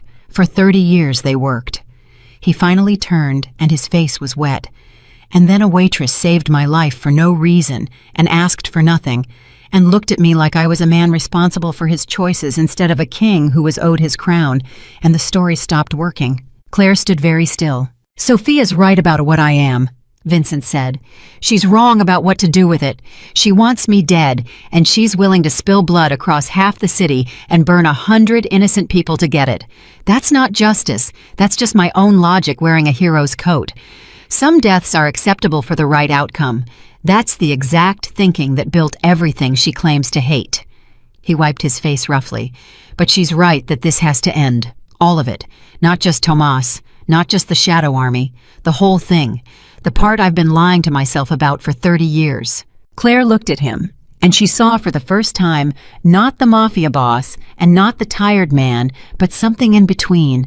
A person standing at the exact edge she'd once stood at herself, looking down into the choice that would define the rest of his life. Then we do it differently than Sophia, Claire said quietly. We don't burn it down, we take it apart, carefully, so the people in the fire get out. She stepped closer. The girls first, before anything else. Before we move on Tomas, before we touch Sophia, before we do a single other thing, we get every person in that pipeline out and safe. That's the first move, not the last. The first. Vincent looked at her, and something shifted in his face. You're asking me to dismantle the most profitable part of my organization, he said, voluntarily, which will tell every enemy I have that I've gone soft, that I've turned, that I'm vulnerable. It's practically suicide. Yes, Claire said, it is, and you're going to do it anyway, because Sophia was right about one thing. A hard drive of evidence lets you inform your way out and rebuild.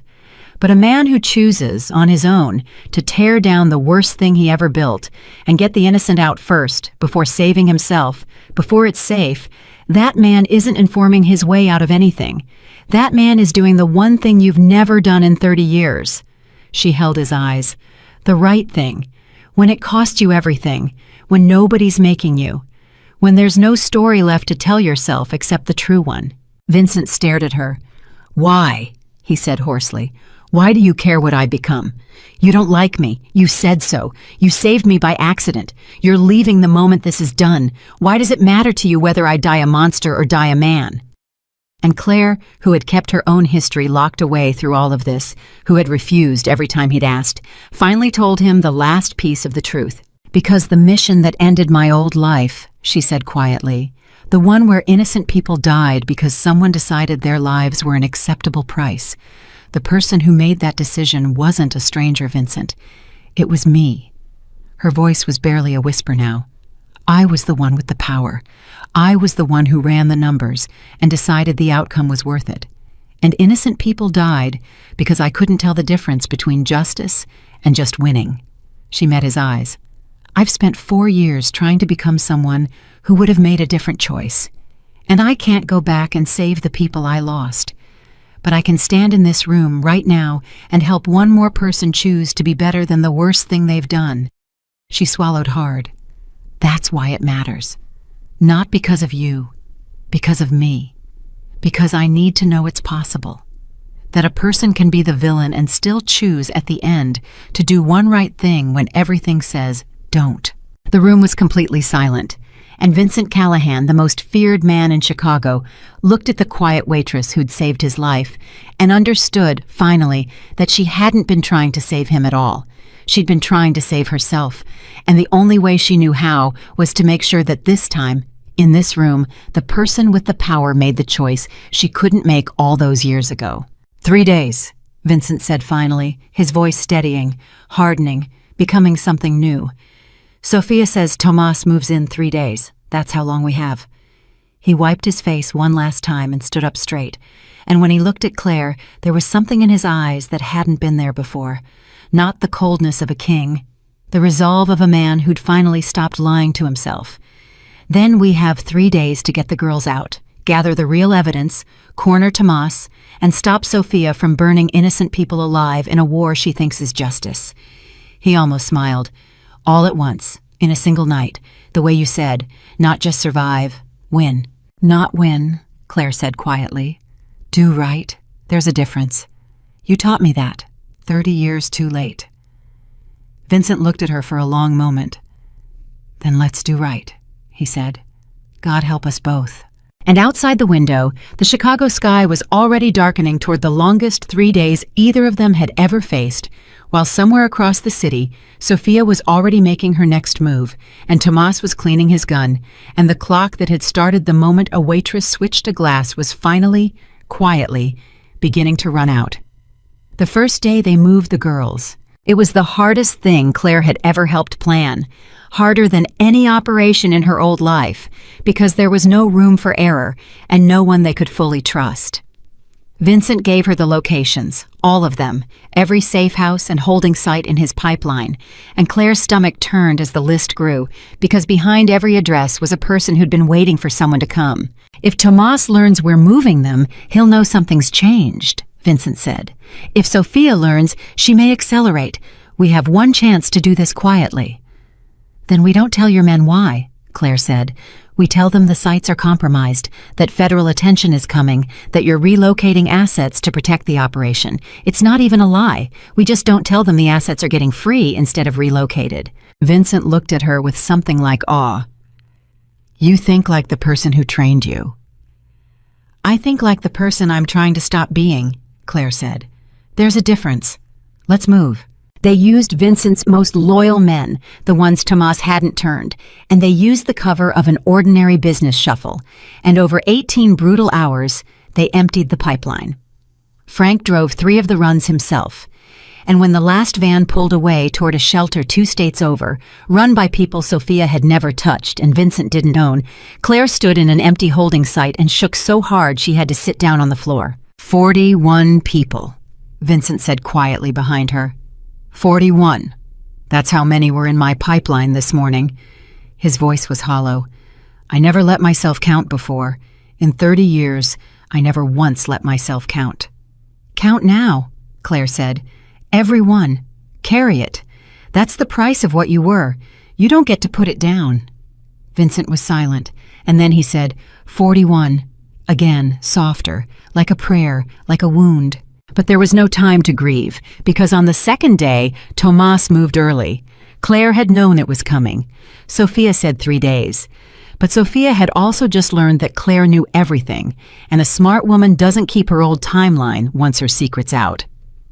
So when Frank's phone rang at 4 a.m. with word that Tomas had called an emergency gathering of the captains, Claire was already awake, already waiting for the ground to shift. He's making his move tonight, she told Vincent. Not in 3 days, tonight. Sophia lit the fuse early because she knows we're on to her. She's not waiting for her perfect plan anymore. She's just trying to make it end before we can stop it. Then it's already too late, Vincent said grimly. If Tomas has the captains, he has the army. When he moves, half my men move with him. No, Claire said. It's not too late, because Tomas doesn't know the one thing that changes everything. She looked at him. He doesn't know he's Sophia's puppet. He thinks he's the one taking your empire. He thinks tonight is his victory. Her eyes sharpened. So we don't fight Tomas, Vincent. We tell him the truth. We show him whose money built his army. We show him that the moment he kills you, Sophia hands his whole operation to the federal agents she's been feeding for 2 years, and Tomas takes the fall for all of it while she walks away clean. Claire stood. Tomas is cold and he's ambitious, but he's not stupid. And there is nothing a proud man hates more than learning he was somebody's tool. You want to turn Tomas, Vincent said slowly. The man who held a gun to your head. I want to hand him the truth and let him do the rest, Claire said. The same way I did with you. She paused. It won't make him good. It won't make him loyal. But a man who just learned he's been used doesn't finish the job he was used for. He turns on the hand that moved him. And the hand that moved him is the one person left in this whole war who actually needs to answer for it, Sophia. Vincent stared at her. And if he doesn't turn? If he just kills us both and takes his chances? Then we die having told the truth, Claire said, which is more than either of us would have managed a month ago. They found Tomas at the warehouse. The same warehouse.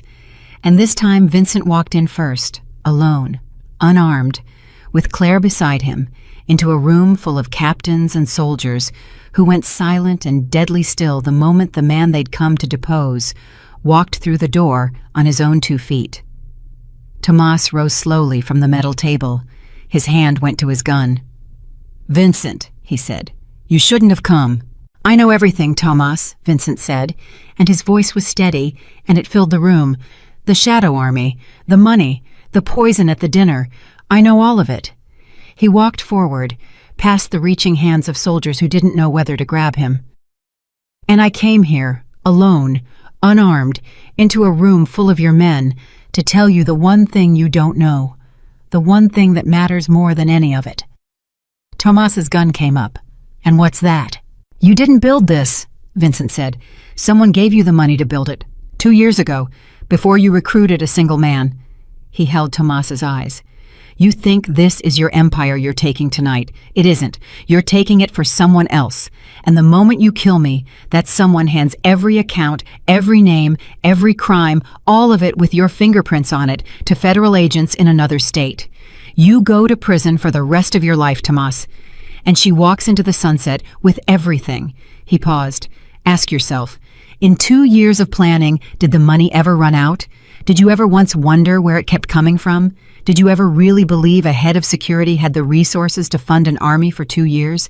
Claire watched Tomas's face.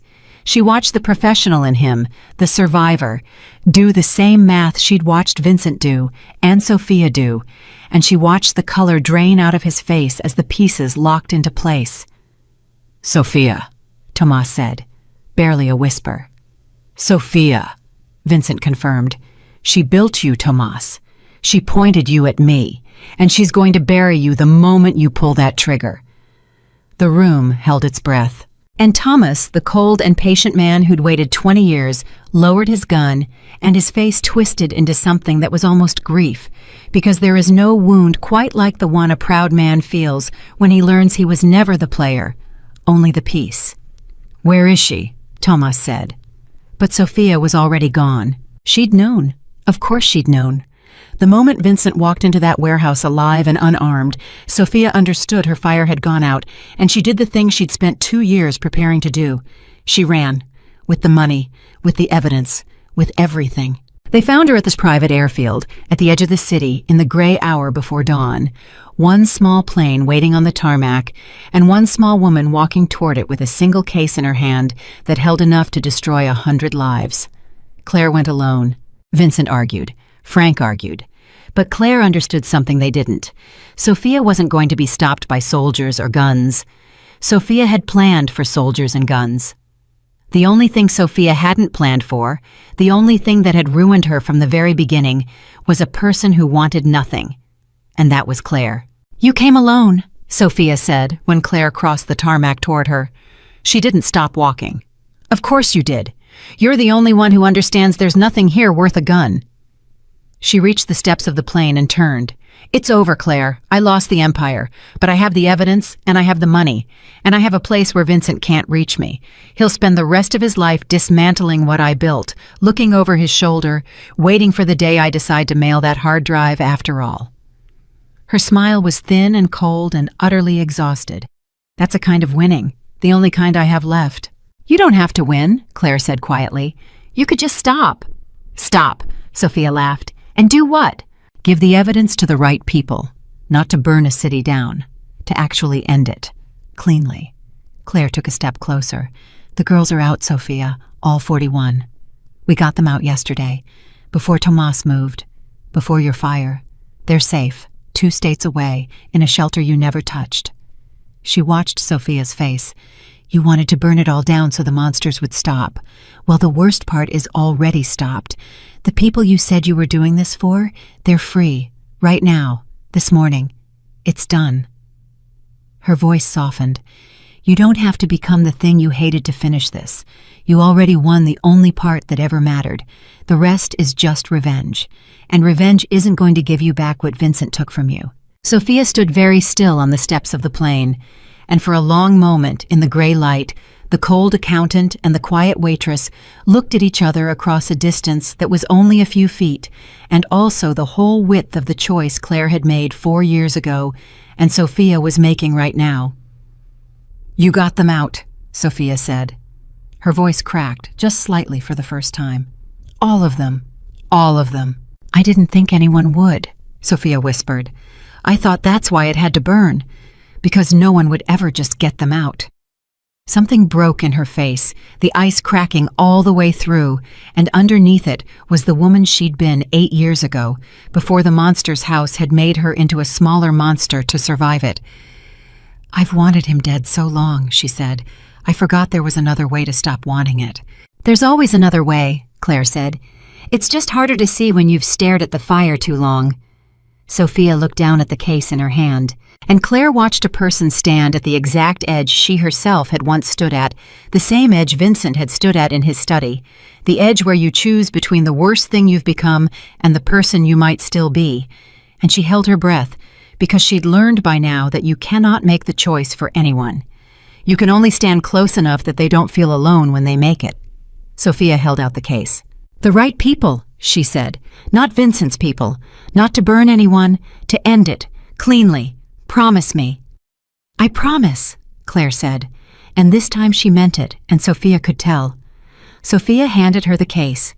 And then the cold, brilliant, broken woman who had nearly outthought them all sat down on the steps of the plane that was going to carry her to freedom, and she put her face in her hands, and for the first time in 8 years, she cried like a person instead of planning like a weapon. "What happens to me now?" she said. "That's up to you," Claire said. "You can get on that plane. I won't stop you. Or you can help me make sure this ends the way you first meant it to, before revenge got into it. The organization comes down, the girls stay free, and the men who did this, all of them, including Vincent, answer for it in a courtroom instead of a war." She held out her hand. "I can't tell you which is right. I only know that running never once made me feel less like what I was. Not in 4 years, not for a single day." Sophia looked at the hand for a long time. And Claire never told anyone afterward which choice Sophia made. It was the one thing she kept, out of all of it. Some choices, she came to believe, belong only to the person who makes them. 3 months later, Claire Morgan returned to the Belmont house. She was still a waitress, still quiet, still moving through the room like a shadow with a tray, refilling water before anyone asked, remembering that the silver-haired gentleman at table 9 hated ice. Denise had taken her back without a single question, which was its own kind of grace. The city had changed while she was gone, though most people never knew it. An organization that had moved people in the dark for 30 years had come apart quietly in 100 sealed courtrooms and 1,000 pages of evidence that had arrived, clean and complete, in the hands of federal agents who could not be bought. Vincent Callahan's name had vanished from the magazine covers. It appeared now only in court records. He had not informed his way out. He had not traded 100 people to save himself. When it came time to answer, he had stood up in a courtroom and answered for all of it, in a way that stunned the prosecutors who'd spent their careers watching men like him wriggle free. He'd sent Claire one message before it all closed over him. Just one. 41, it said. "I count them every day. Thank you for teaching me how." She never wrote back, but she kept it. Tomas took his own deal, testified against the empire he'd tried to steal, and disappeared into the machinery of the law. The shadow army dissolved without a shot, because an army without money and without a cause is just a collection of frightened men looking for the exit. And the girls stayed free. All 41. That was the number Claire counted, on the hard nights, the way Vincent counted it on his. 41 people who had been waiting in the dark for someone to come. And someone had come because a waitress once decided she could not watch a man die when she had the power to stop it. And that one small decision had rolled outward through the world like a stone dropped in still water, touching lives she would never meet. She never got recognition. She never wanted it. There was no headline that said a quiet woman had brought down an empire by refusing to look away. There was only Claire, back at the Belmont house, pouring wine, disappearing into the wall, living the ordinary life she'd fought so hard to reclaim. But something had changed in her, and she felt it every day. She wasn't running anymore. For 4 years she'd hidden in that ordinary life like a fugitive, terrified that if anyone looked too closely, they'd see the person she used to be, the person who'd let innocence die for the right outcome. She'd chosen invisibility not out of peace, but out of fear. And somewhere in those 3 impossible days, the fear had finally burned away. She had stood in the fire she'd spent 4 years fleeing, and this time she had not made the choice that haunted her. This time she had gotten the innocent out first. This time she had not paid for the right outcome in other people's blood. She could not go back and save the people she'd lost in her old life. That wound would never fully close, and she'd stopped pretending it would. But she had learned the thing she'd needed to learn, the thing she'd walked back into hell to find out. That a person who had been the villain could still choose, at the very end, to do one right thing when everything said don't. That it was possible. She'd watched Vincent do it. She'd watched Sophia stand at the edge of it, and she'd finally, after 4 years, done it herself. One evening near closing, a young busboy named Marcus lingered by her station as she polished glasses. "Can I ask you something?" he said. "You've been here years, and I still don't know anything about you.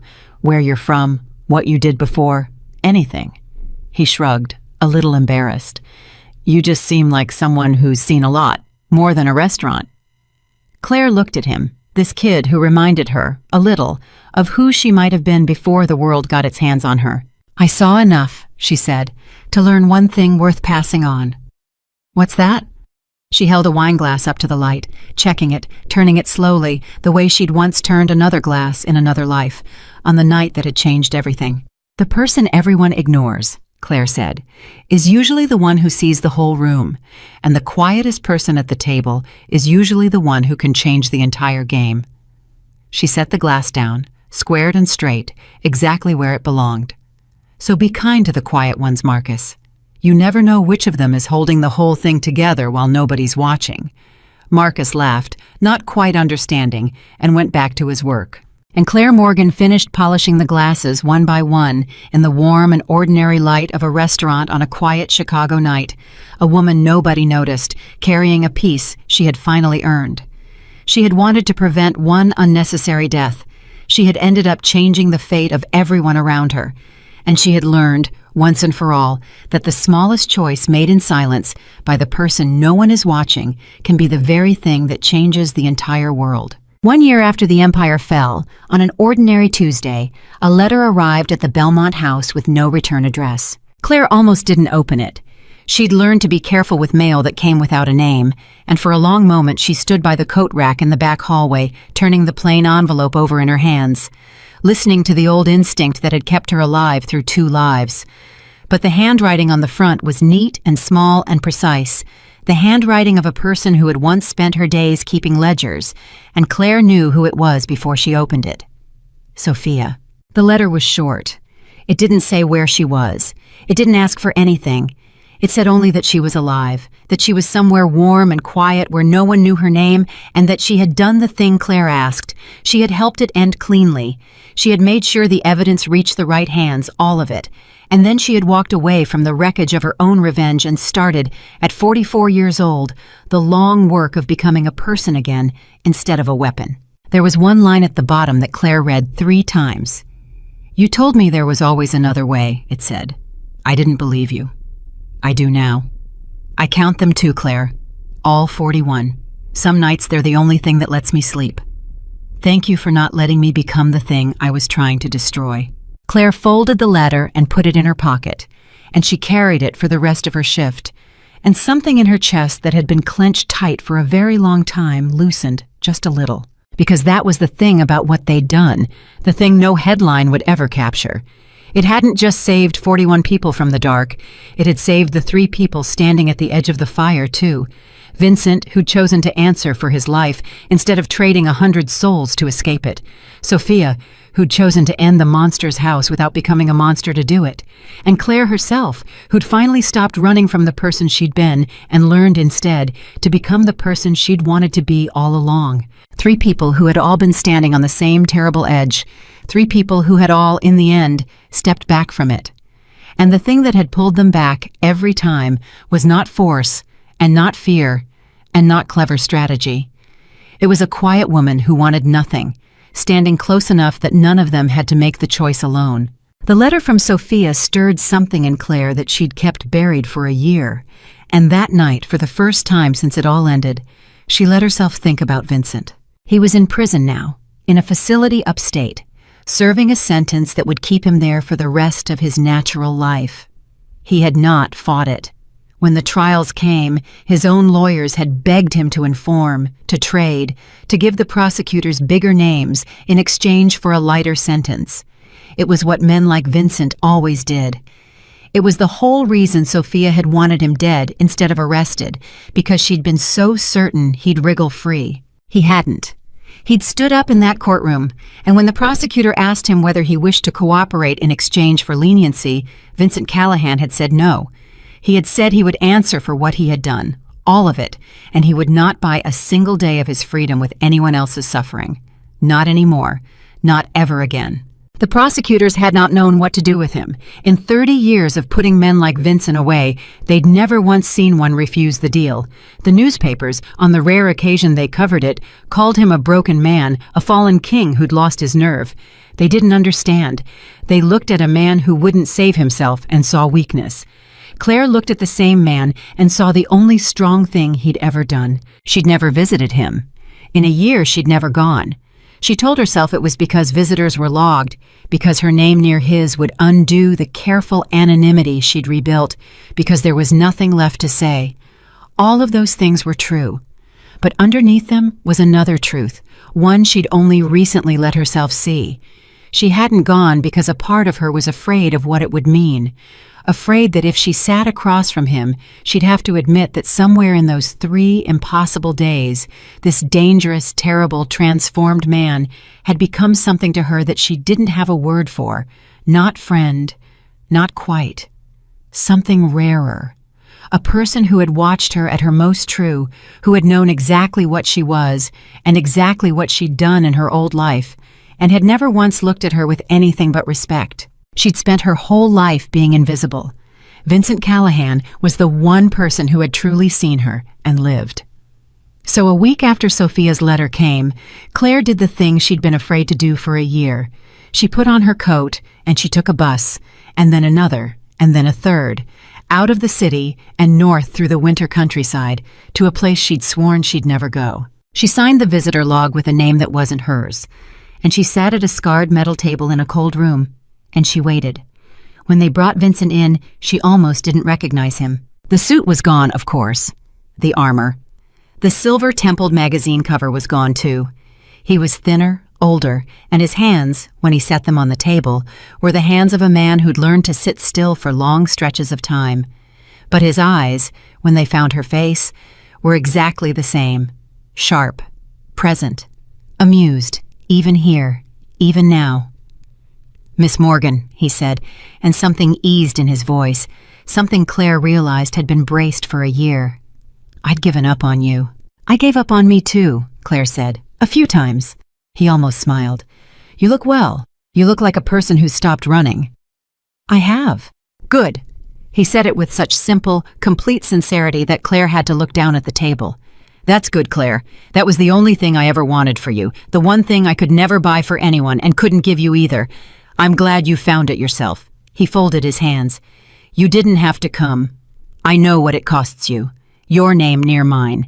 You spent 4 years being no one, and I'm the last person on earth who should pull you back into the light." "Sophia wrote to me," Claire said. Vincent went very still. "She's alive." "She's alive. Somewhere warm," she said. "She's counting them too, Vincent. All 41. She helped end it clean, the way she first meant to, before the revenge got in." Claire looked up. "She became a person again." That's what she said. At 44 years old, she started over as a person instead of a weapon. For a long moment, Vincent said nothing. And then, to Claire's astonishment, his eyes filled, and he had to look away toward the barred window. And when he spoke, his voice was rough. "I did that to her," he said. "The woman she became, the weapon, the years she lost. I did that. My house made her into that. She spent 2 years trying to burn me alive, and every bit of it was earned." He wiped his face with the back of his hand. "And she got to become a person again. She got out. That's more mercy than I deserve to feel glad about, but I'm glad. God help me, I'm glad." "You gave her that too," Claire said quietly. "When you refused the deal, when you stood up in that courtroom and answered instead of trading, you took the fall you actually earned instead of pushing it onto someone else.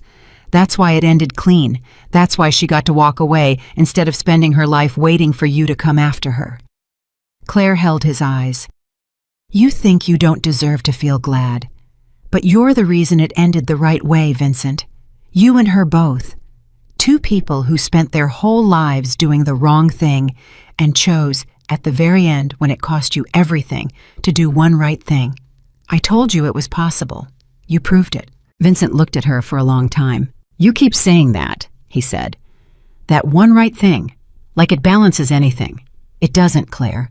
41 people got out, but there were others, before them, over 30 years, who didn't. I can't count those. I've tried. The number's too big and the record's too old, and most of them I never even knew existed. His voice was steady, but the pain in it was total. So don't tell me one right thing balances the scale. It doesn't. Nothing will. I'll die in here still owing a debt I can never pay. I know, Claire said. Then why, Vincent said, do you keep coming back to it? Why does it matter so much to you that a man like me did one decent thing at the end of a rotten life? And Claire, who had told him the deepest truth of her old life in his study a year ago, told him the last piece now.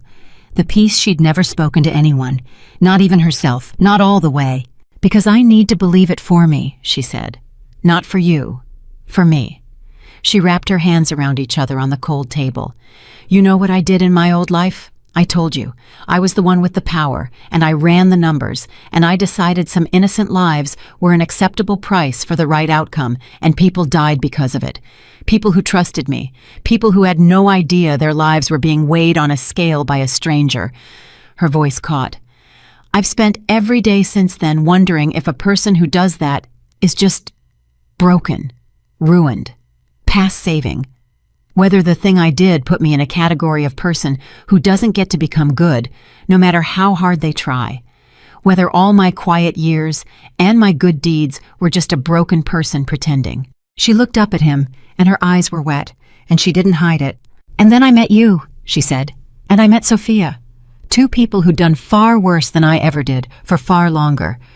And I watched both of you stand at the edge of the worst thing you'd ever become, and step back. And choose to be better. Not perfect. Not balanced. Not forgiven. Just better. In one moment when it mattered. Her voice dropped to a whisper. And if you two could do that, after everything, then maybe I can too. Maybe I'm not in a category past saving. Maybe nobody is. Maybe the whole idea that some people are just ruined is the same lie you told yourself for 30 years so you could keep doing the wrong thing. Some deaths are acceptable.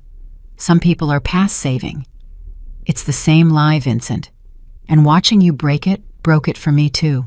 The cold room was silent, and Vincent Callahan, who had commanded armies and terrified cities and stood unflinching before federal prosecutors, looked at the quiet waitress across the scarred metal table and understood, at last and completely, the thing he'd only glimpsed a year ago in his study. She hadn't saved him because she cared about him. Not at first. She hadn't walked back into that dangerous world for his sake, or Sophia's, or even the 41. She'd done it because she was drowning, and the only way she knew how to save herself was to make absolutely sure that other people, standing where she'd once stood, could still be pulled back to shore. Every person she pulled back was proof that she could be pulled back too.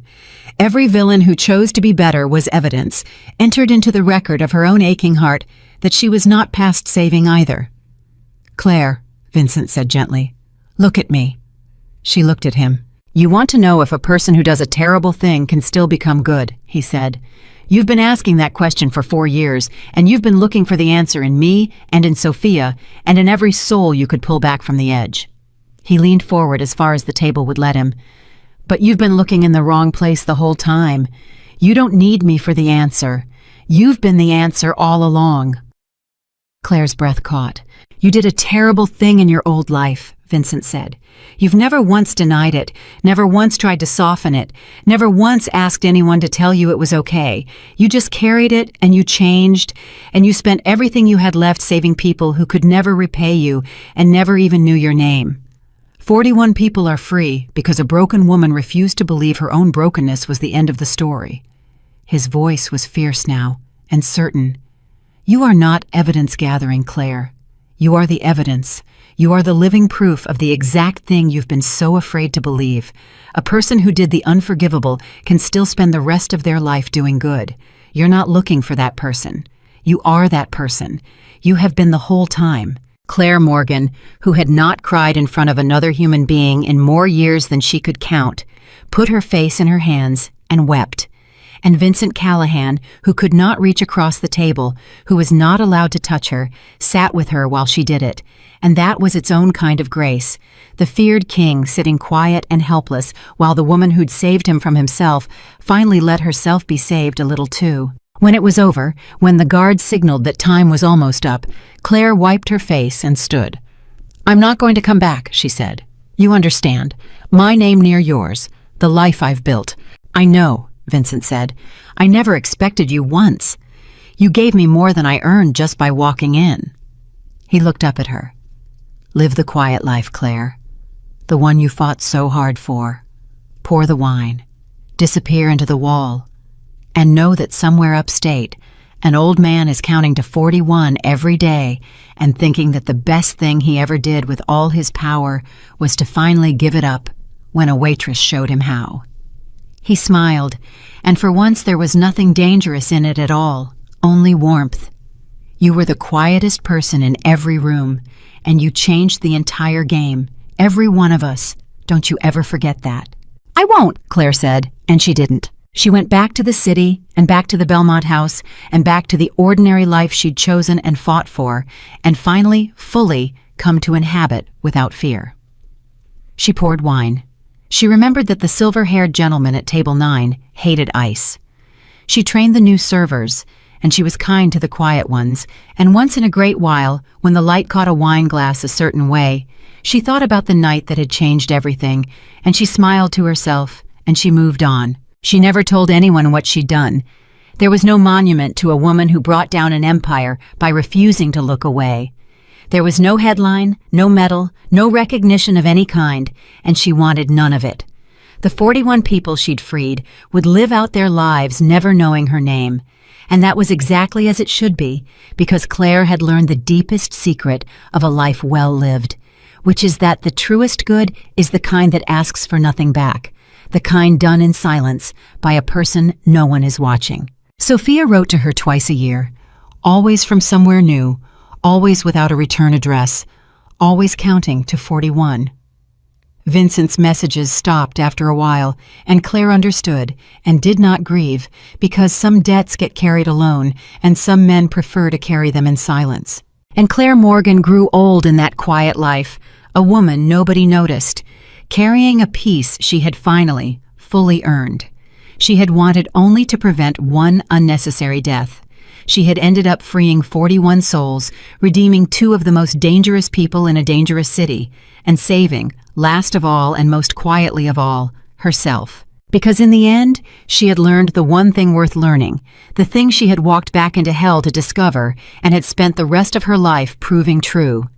No one is past saving, not the Mafia boss who gave up his empire to answer for his sins, not the accountant who chose to become a person instead of a weapon, and not the quiet waitress who once believed her own brokenness was the end of her story, and discovered, in the saving of others, that she had been worth saving all along. The smallest choice, made in silence by the person no one is watching, can change the entire world.